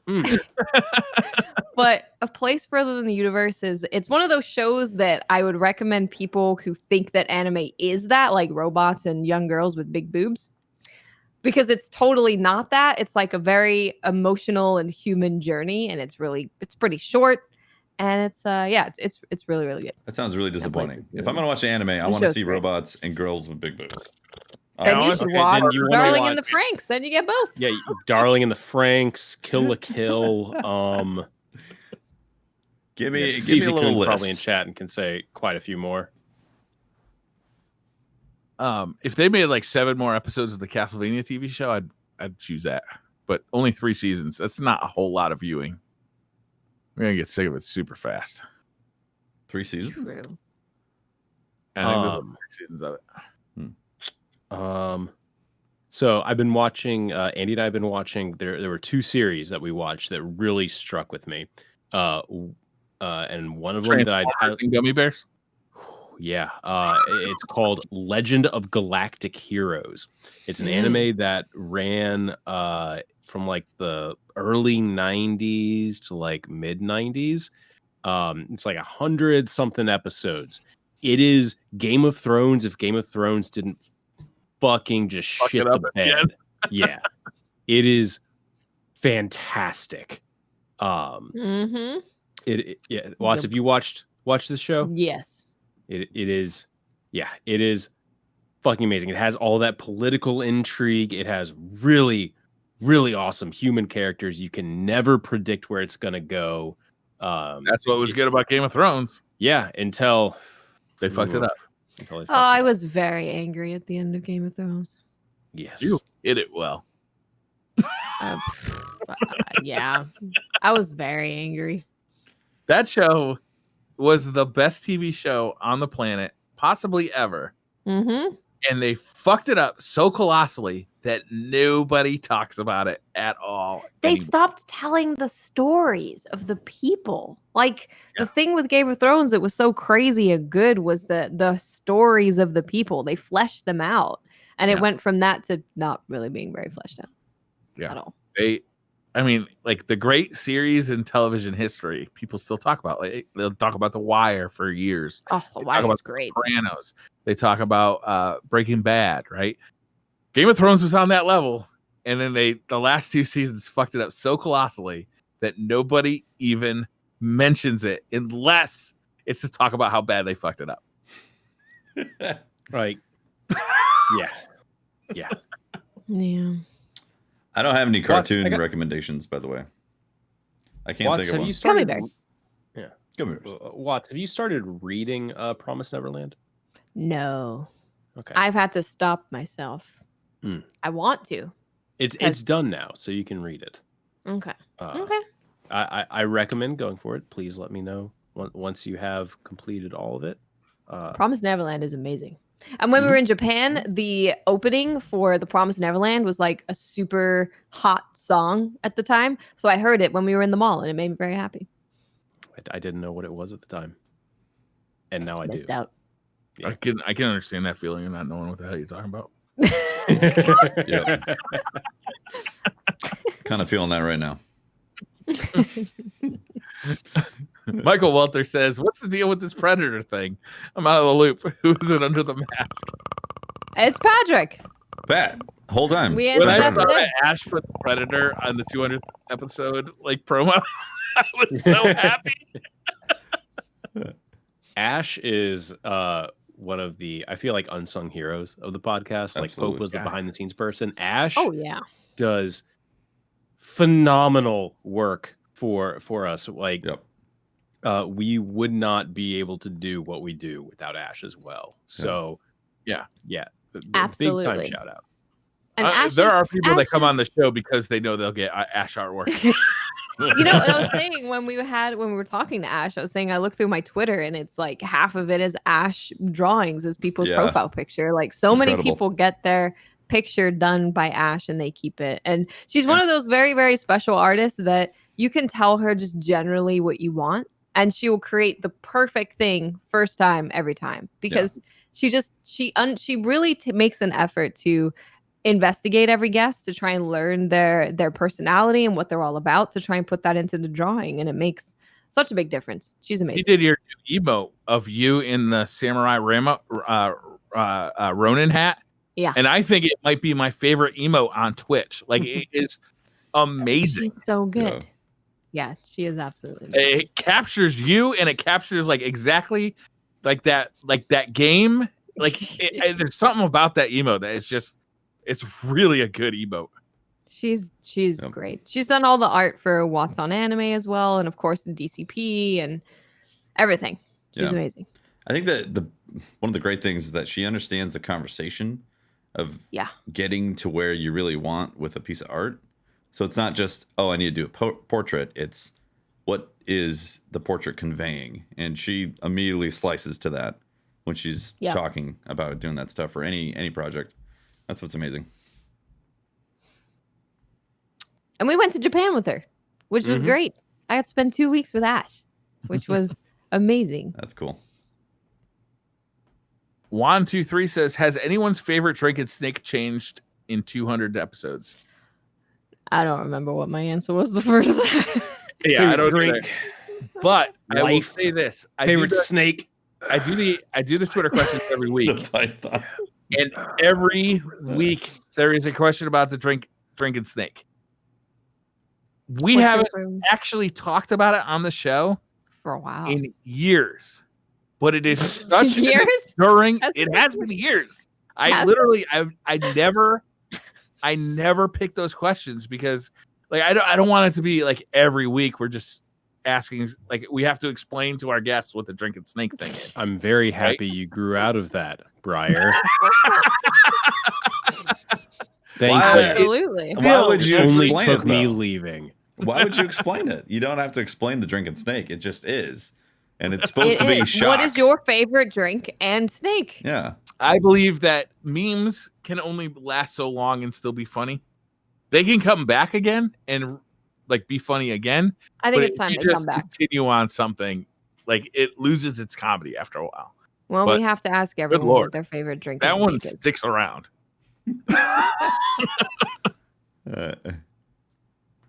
So yeah, what's your favorite drink and snake? Already said, I'm drinking life. And these cobras These pythons. turn into pythons. That is definitely my favorite snake. This right here is my favorite Holtzman snake. pythons are my favorite snake. Oh, you know what is a good drink? When we went to karaoke in Seattle for PAX, they had a drink called the Hello Kitty. That was pretty great. Yeah. For many Favorite? reasons.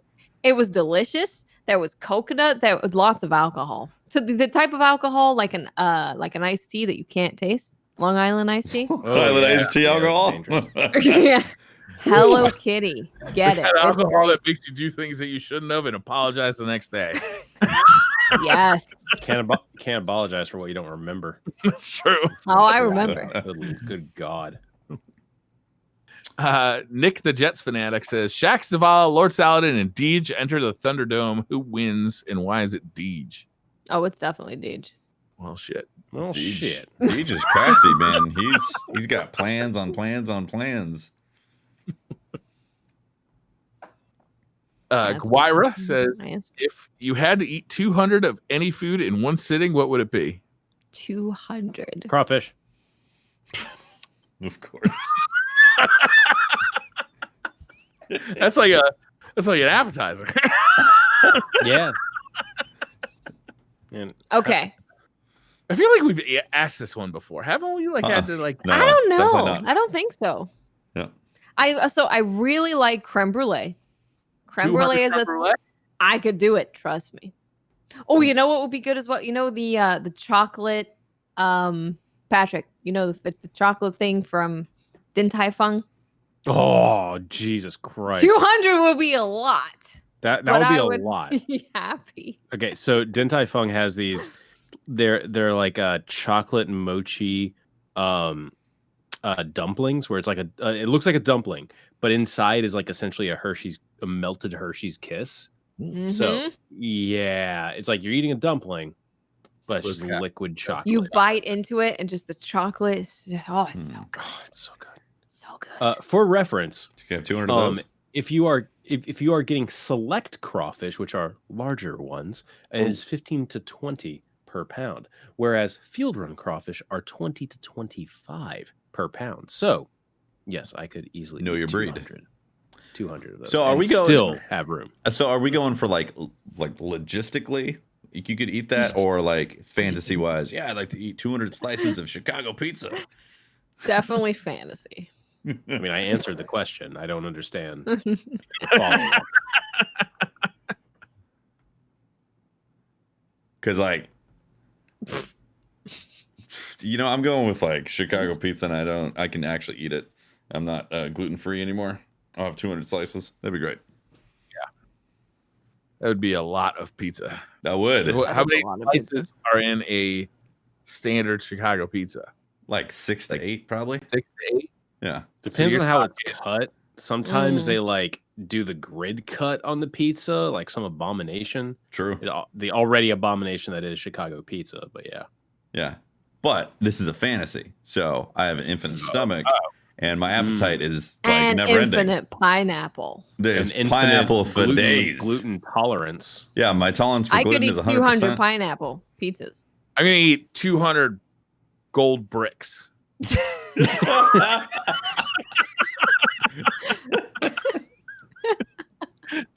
You're gonna be one heavy boy afterwards. That's right. Where we shit gold. Oh man. Mr. Goodbite says, "What are your favorite inside jokes from DCP that haven't been mentioned in a while?" Drinking snakes, definitely one. Yeah, That's a good one. that one was funny because it was just so weird. I don't know. I'm not gonna lie, guys. I don't really watch the show. Wow. I gotta say, the dead cat thing is definitely an inside joke. Like you had to be there for that episode to know what we're talking about. But it was fluffy or floofy so or fucking funny. spunky. That's spunky. what it was. Spunky. Because like everybody was just sitting here like, where is Patrick going with this joke or with this story? And it flowed into the blue mic ad read so perfectly. It really was a moment of fucking genius. It was fucking hilarious. You know, we haven't talked about Bacon Baby for a while. That was a good time. All of these are Patrick based. Mama Bird, Patrick with the Mama 3D Doritos. Yeah, Patrick brought like a weird tweener to the show that just hasn't ever been able to replace. No. Andy is she still has the files. She did an animation for the Dead Cat ad read, which I just posted in chat. Oh my god. I remember this. But she also was working on an animation for the Dorito, for the mom birding Dorito thing. And that one is definitely not. She left. still has the files for it, but her skills are currently occupied on another current project that we're doing. I think I'm still slightly nauseous from the thought of Mama birding 3D Doritos. Hilarious. The Mama bird was horrific. just not quite over it yet. It was the time that Hefty was legitimately grossed out. Hey, yeah. Who here lives closest to California? I'm in California. Or to Mexico. Definitely me. Hefty. Tefty, they make them in Mexico. Can you Mama birds? 3D Doritos? Can you send me some 3D Doritos? Have you heard there's a pandemic going on? Don't try to weasel out of this like I weaseled out of my tattoo. I ain't going to Tijuana.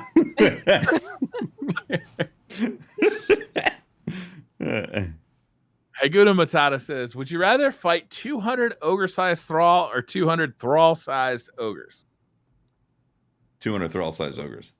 Definitely thrall-sized ogres. Hit him with the tether, and then some bitch-ass warlock throws a Nova Bomb. Damn. Ogre-sized thrall would be terrifying, but... I mean... Thrall-sized ogres... What was the other one? Thrall-sized ogres. They're with their little beamy eye?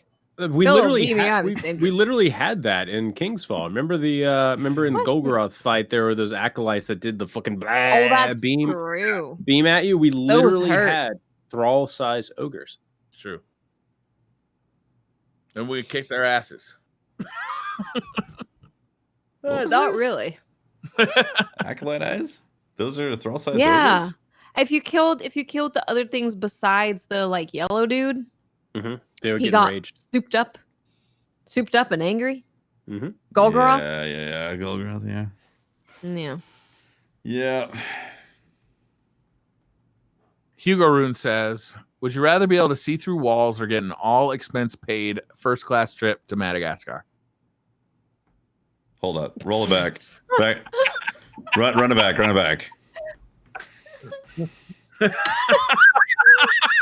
One more time. I definitely didn't hear the first part. Would you rather be able to see through walls or get an all expenses paid first class trip to Madagascar? See through walls. See through walls would be great if I took up a career as an assassin. That would be pretty helpful. I'm looking up where Madagascar is. Madagascar is a beautiful island. The island. It's an island off. I think I'll go with that. Yeah, I think a first class trip to Madagascar would be dope. Yeah, I feel like I could delay it to 2021 or 2022. Do I have to go now? I'm gonna choose. Then I'm going through walls. What am I gonna look through walls? What am I gonna achieve with looking through walls, though? I don't fucking know. It's a skill. I'll fucking find a way to use it and make money from it, and then buy a trip. Here's the problem. If you can't turn off the skill, you're going to see some stuff that you definitely did not want to see. You never look toward a bathroom again. You're going to be visiting your parents, and you're going to be like, oh my God, how do I turn this off? Yeah. I'm going Madagascar. I could write a new, very interesting anime if I could look through walls. That's less perverted than the current stuff.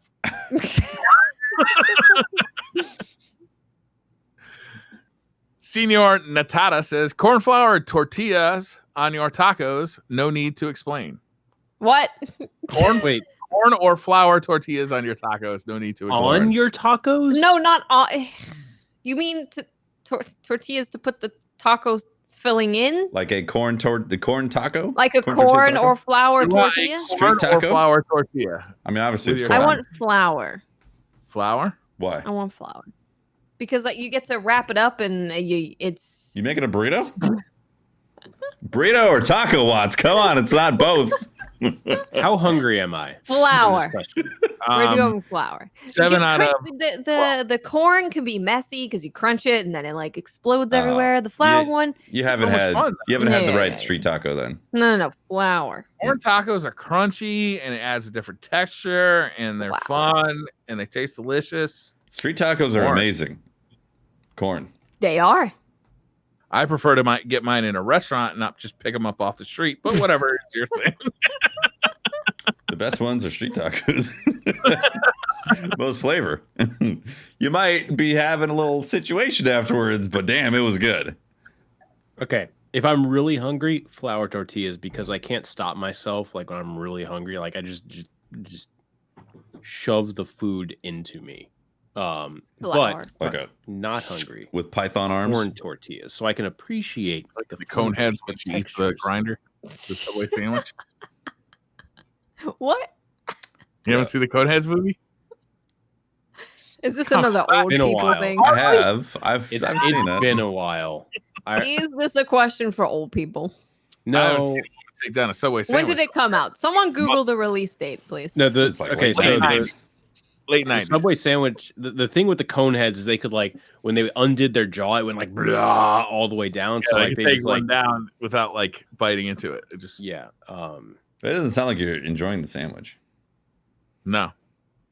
And are you enjoying a taco that you're just shoving 100%? We're talking in to your a man face? who eats 15 pounds of crawfish Are you enjoying those crawfish? Come on. Every single one. with I a respect with the a life hard that they gave corn me. tortilla too. You have the extra added game of trying to eat the taco without it like breaking and falling apart too. Guys, I'm sorry, but if you're like taco if you're, hard mode. if your corn tortillas are always breaking, then something's wrong. All right. You got to get the right taco. All right. You double stack these corn tacos. All right. You don't get huge ones because it's America. No, you got to get like small. Like a Street case- like tacos. what are they called? A gordata. Gordita? Gordita? Do not bring Taco Okay. Bell in this Cordata? conversation. It's been a while A since corduta? Pope's You been do on the- not- It's you do been a not while bring- since Pope's been on the podcast, so I don't have my Taco Bell lingo ready to go. That's true. You do not bring Taco Bell into the equation of this taco discussion.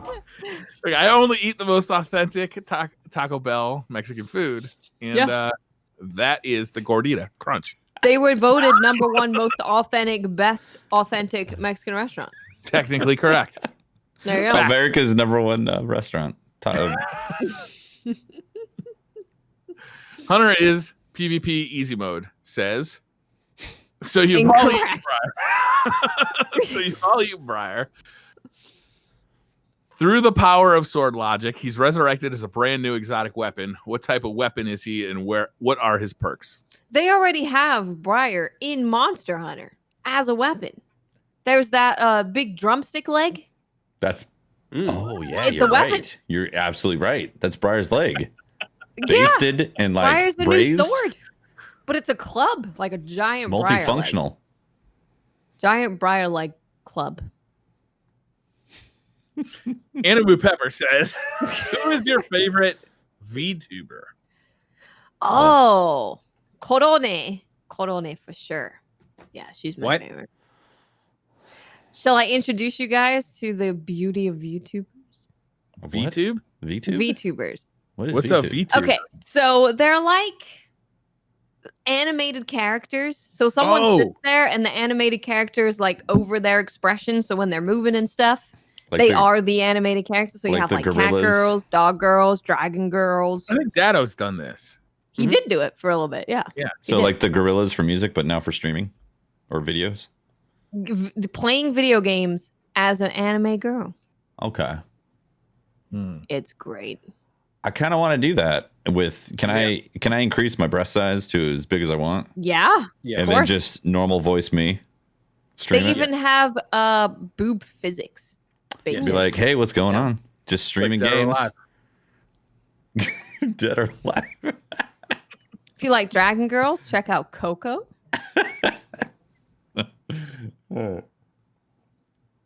Dreadnought? Does Hatsune Miku count? Is this the original? I think that's like a virtual idol. And she's a vocal. Yeah, these are like virtual YouTubers. So they do what we do, but they're just entirely better at it.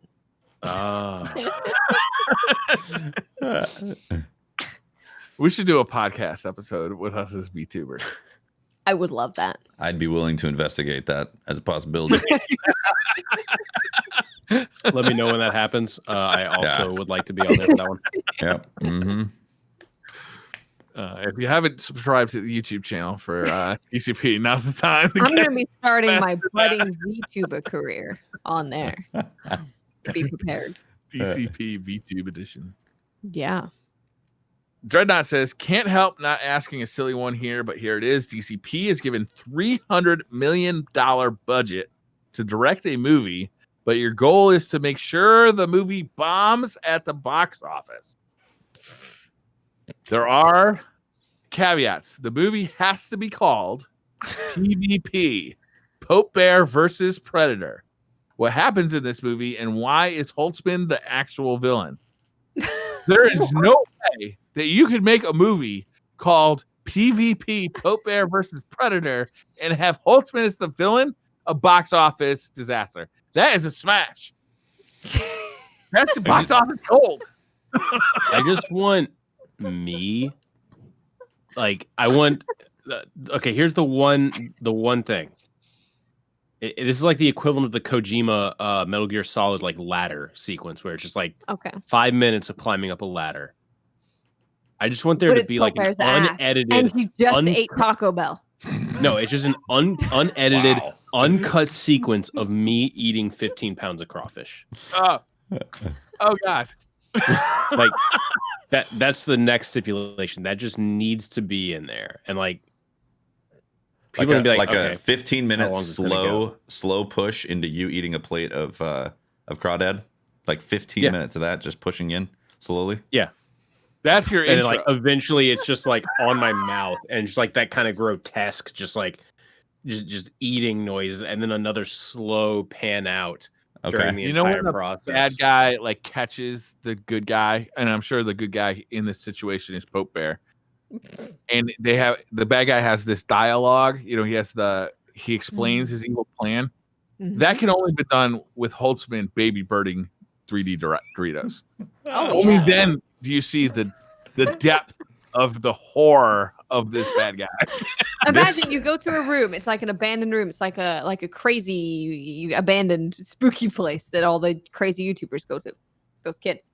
And Patrick is there in a chair, and he's got a plate, and he's just mama birding 3D Doritos before he explains. He makes Pope Bear eat them. He makes Pope Bear eat them. Oh, and God. Patrick just ate Taco Bell. And the Predator has to save Pope Bear from the evil 3D Doritos. Oh, so it ends in like a Dragon Ball Z, like Vegeta and Goku type thing. Where like, sure, Pope Bear and Vegeta, or Pope Bear and Predator are actually like they're fighting each other, but then it's exactly I'm like the that. real villain. I didn't hear what you said, so I'm just gonna agree.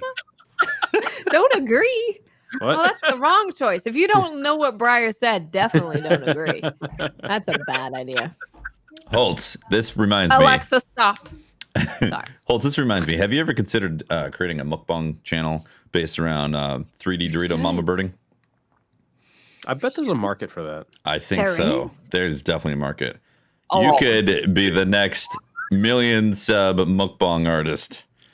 As much as it disgusts me, imagine the ASMR. I feel like that would probably actually pull in some real money. Oh, I think so. Yeah, I really do. Yeah. I only hate what you do, like for the OnlyFans. I would like to formally apologize to everyone in the world right now.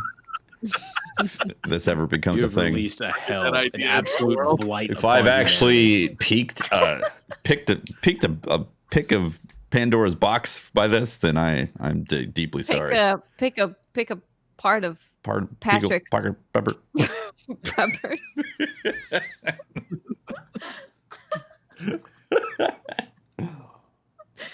Last question of the night. Sean says, is Breyer drunk, or is this whole show at half speed? Both. Oh, we're definitely drunk. Yeah. The answer is both. Let us know what it sounds like with drunk DCP at half speed. Yeah. And How does that also, sound?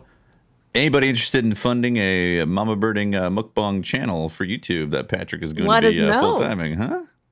Just Let us know send what type of send the food you'd be into. Doritos. Send the 3D Doritos. Does Dado still have a PO box? I don't think so. Although maybe.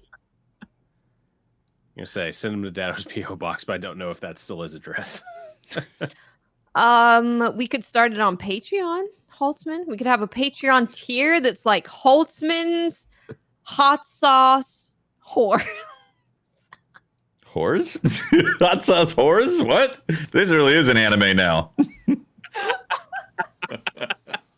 You got like 5. It's like a, like a music group that's also an assassin group. Yes, with hot sauce. Yeah. Yeah. Great. Maybe they solve the mystery of time and space and then open up. They do. It's actually a detective mystery show. Oh, yeah, of course. Yeah. It's like Charlie's Angels, but Holtzman's hot sauce. I guess that's episode 200 of DCP. Right? Holtzman's hot sauce horrors. That's a hell of a title for the podcast, huh? Can we make that as merch in the store? Ash, we're gonna be asking about a little design. Oh, we do have a design coming to the store. We got a new store coming, and we got a cool design coming. I can't wait to unveil it. Yeah. Yes. And also, this new store is completely theoretical at the moment. None of it is actually manifested into physical form, but it's coming. It's coming It's definitely coming. We have an idea. Yeah. Yes. We have some solid ideas. Yeah, and our ideas are, we got to kick our ideas up into another level because, since Pope is living his dreams, we got to become the new Pope idea machine, right? That's true. Yeah. So throw a comment into chat or into YouTube. Let us know about your ideas that Pope Bear would do. All right. Yes. What would Pope Bear do? Pope Bear do? WWPD. Is it 1995 again? Yeah, sure. What would Pope do? Is that when that became popular? What would Jesus do? Yeah, let me look up the Wikipedia. What would Brian Boitano do? What would Pope do? Oh shit! This is early. How early? WWJD is actually a super early meme. That didn't come into 95. First entry in Wikipedia, 1420s to 1891. Wait, 1420? Wasn't there a plague going on then?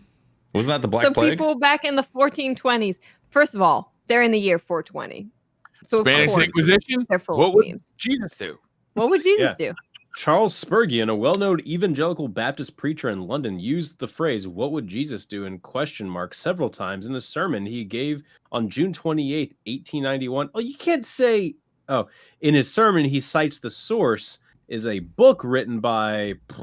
I can't pronounce that name. Between 1418 and 1427. Huh. Okay. Well, I feel shit, if I looked this Deej. up on Urban Dictionary, I'll get a better definition. Oh, what do you know? I thought that was just a shitty 1995 thing. You thought that was a 90s thing? Born in the 90s? Instead Turns of out Jesus was before the 90s. Who would have thought? That's crazy. Wild. Well, that's episode 200 of DCP. Thank you very much for tuning in and watching. Sunsetting. That's what we think about sunsetting exotics. Hope you found it informative and walked away with huge nuggets of actual information that will bless your journey upon the Destiny universe. Holtz, where can people find you nowadays? What are you going to be doing nowadays? And where can people find your content, interact? Did we ever hear what the game is that you're making? I want to know the genre.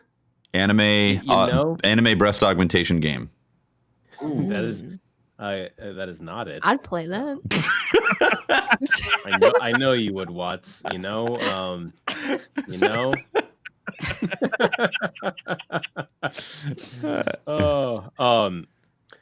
So I have the reason I'm looking at my other screen is I have a direct quote from my boss about what I can and can't say about this, and it's like contract. Right? we are still stealth about the reveals. It's the Dark Souls of Bugsnax likes. I don't know what that means. I don't know what that means, Briar. No, but the game is a roguelite with SRPG based combat. Nice. What is SRPG combat? Like Final Fantasy Tactics. Yeah. Cool. Oh, strategy RPG? Is that what that means? Yeah, strategy RPG. Okay. So a strategy RPG that's a roguelike. Light. Nice. Light. There's two different terms there, roguelike and roguelite. Yes. Cool. Roguelite means that you save some progress between runs. There's like We should just Google I think it's called like the roguelite. Berlin Compromise or something. What is a roguelite? I'll Google it. Roguelite versus roguelike. I think roguelike means some stuff saves as opposed to completely resetting every single time. From Game Sutra. It just says on the Wiktionary. I would like to say, to keep going. Sorry. Any are a genre of video games that take certain elements from roguelikes, such as procedurally generated game content, but typically have more complex visuals and require less strategy to play. Did they just cite roguelite in the roguelite definition? Yes, they did. Yes, they did. That's meta. I will say that, video games as a whole, not a fan of how we like do genres and defining. Like movies, it's like action, adventure, science fiction. It's like you get a pretty good sense. It's like, the fuck is a Metroidvania? What do you? Well, it's a Samus, game brain sucking. where there's explorations, usually 2D. You know, But you wouldn't know that from hearing the term Metroidvania. No, you would not. Whereas action, you're like, I know what the word action means. It means lots of things are happening. It's a last action hero Vania. Oh. Yeah. You know, I bet they're going to start using the term Souls Light in video games, because I think Ghost of Tsushima could technically be a Souls Light because of the boss fights, where it's like they take certain elements from Souls games, but it's not like a Souls-like experience. Or you could say, I think there already is another. Yeah, there's definitely another Souls Light experience called Death's Gambit. It has like the kind of brutal combat. It's like a side-scrolling pixel game. It's a side-scrolling Metroidvania Souls-like game. Yeah, there you go. Does that sound interesting? It does. Yes. I'd play that. Yeah, but like your XP like carries over when you kill stuff, so it's not like, oh, I died, like fuck, I have to go get my souls. It's like, I made this much progress on a boss. Cool, I still get XP and stuff. Yeah. Well, that's fantastic. You're gonna be doing some YouTube content and streams as well? Yeah, I'll be doing some YouTube content and streams. If you want to know more about the game that I'm working on, poorlytimedgames.com or Twitter, at poorlytimedgame. There's no S at the end of the Twitter one. If you want to find more of me, though, I am at Holtzman_YT on Twitter, or I'm on Twitch at twitch.tv/Holtzman. There's 2 N's and a Z in there. Where do I subscribe for the 3D Mama Bird 3D mukbang? That's a question. Do you have an OnlyFans? Have you thought about opening an OnlyFans? Can I subscribe to your OnlyFans? You know, if I ever do the 3D Dorito mukbang, Mama Birding mukbang, God, that's a picture. Isn't it? Is it how do you pronounce it again? Mukbang sounds really dirty. Get that mukbang. Sorry, I'm from the South. I was just gonna. I see bang. I got bang. Yeah.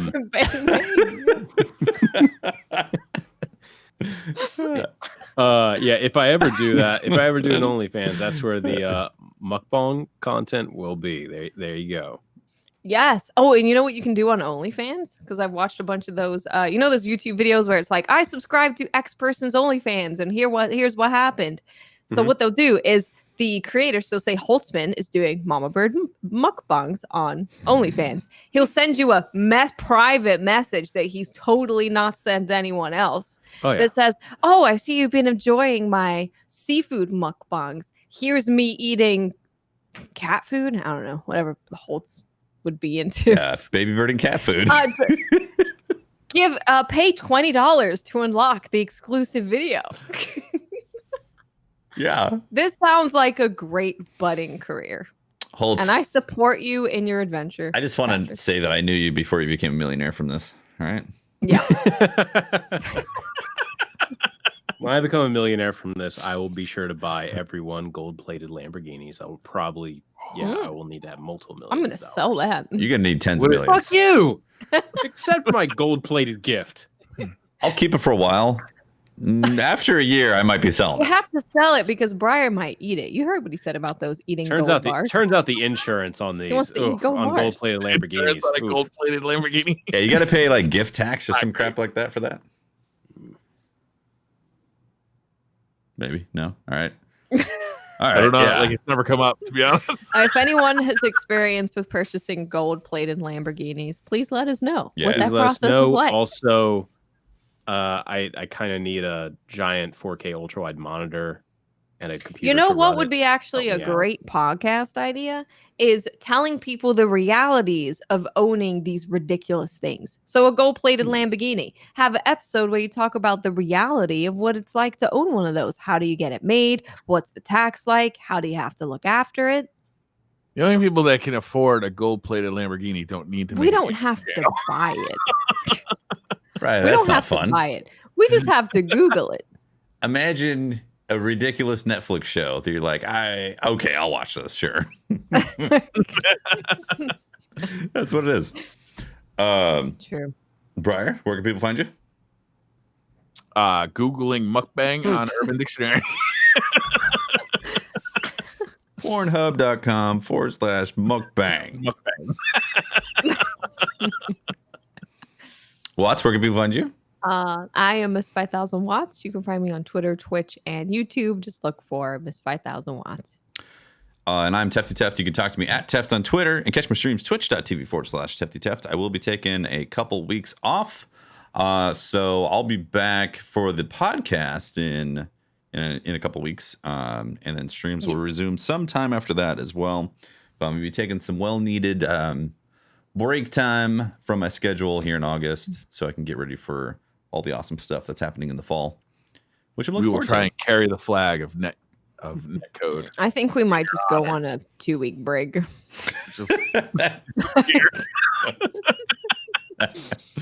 Listen, I purposely stopped mentioning netcode because it was one of those things. It ran its course. All right, people were aware. I was upset. People love it. I was upset with the games networking, and then I realized the games networking is never going to change, and I'm not crazy, so I'm not going to keep on pounding my head against the pavement and to a bloody mess, you know? Right? Yeah. Microtransactions. That is the show, episode 200 of DCP Live. Thank you very much for our years of support. We really do appreciate it. If you're a Patreon member, thank you very much for supporting us. If you're a Twitch subscriber, thank you for that as well. And thanks for just watching or listening wherever it is, whether it's on YouTube or on Spotify or the various podcast places or here on Twitch. You guys are amazing. Thanks for 200 episodes. Yeah, absolutely. Yeah, we appreciate it. Yeah. Lots of memories. And a lot of the community is a part of those memories. Absolutely. So thank you guys for that. Yep. Here's the 30 more. 30. Very specific. I will sign up for Cheers. 30. No more, no less. Cheers. All right. Thanks for watching, guys. We'll see you next time. Bye, everyone. Farewell. Bye.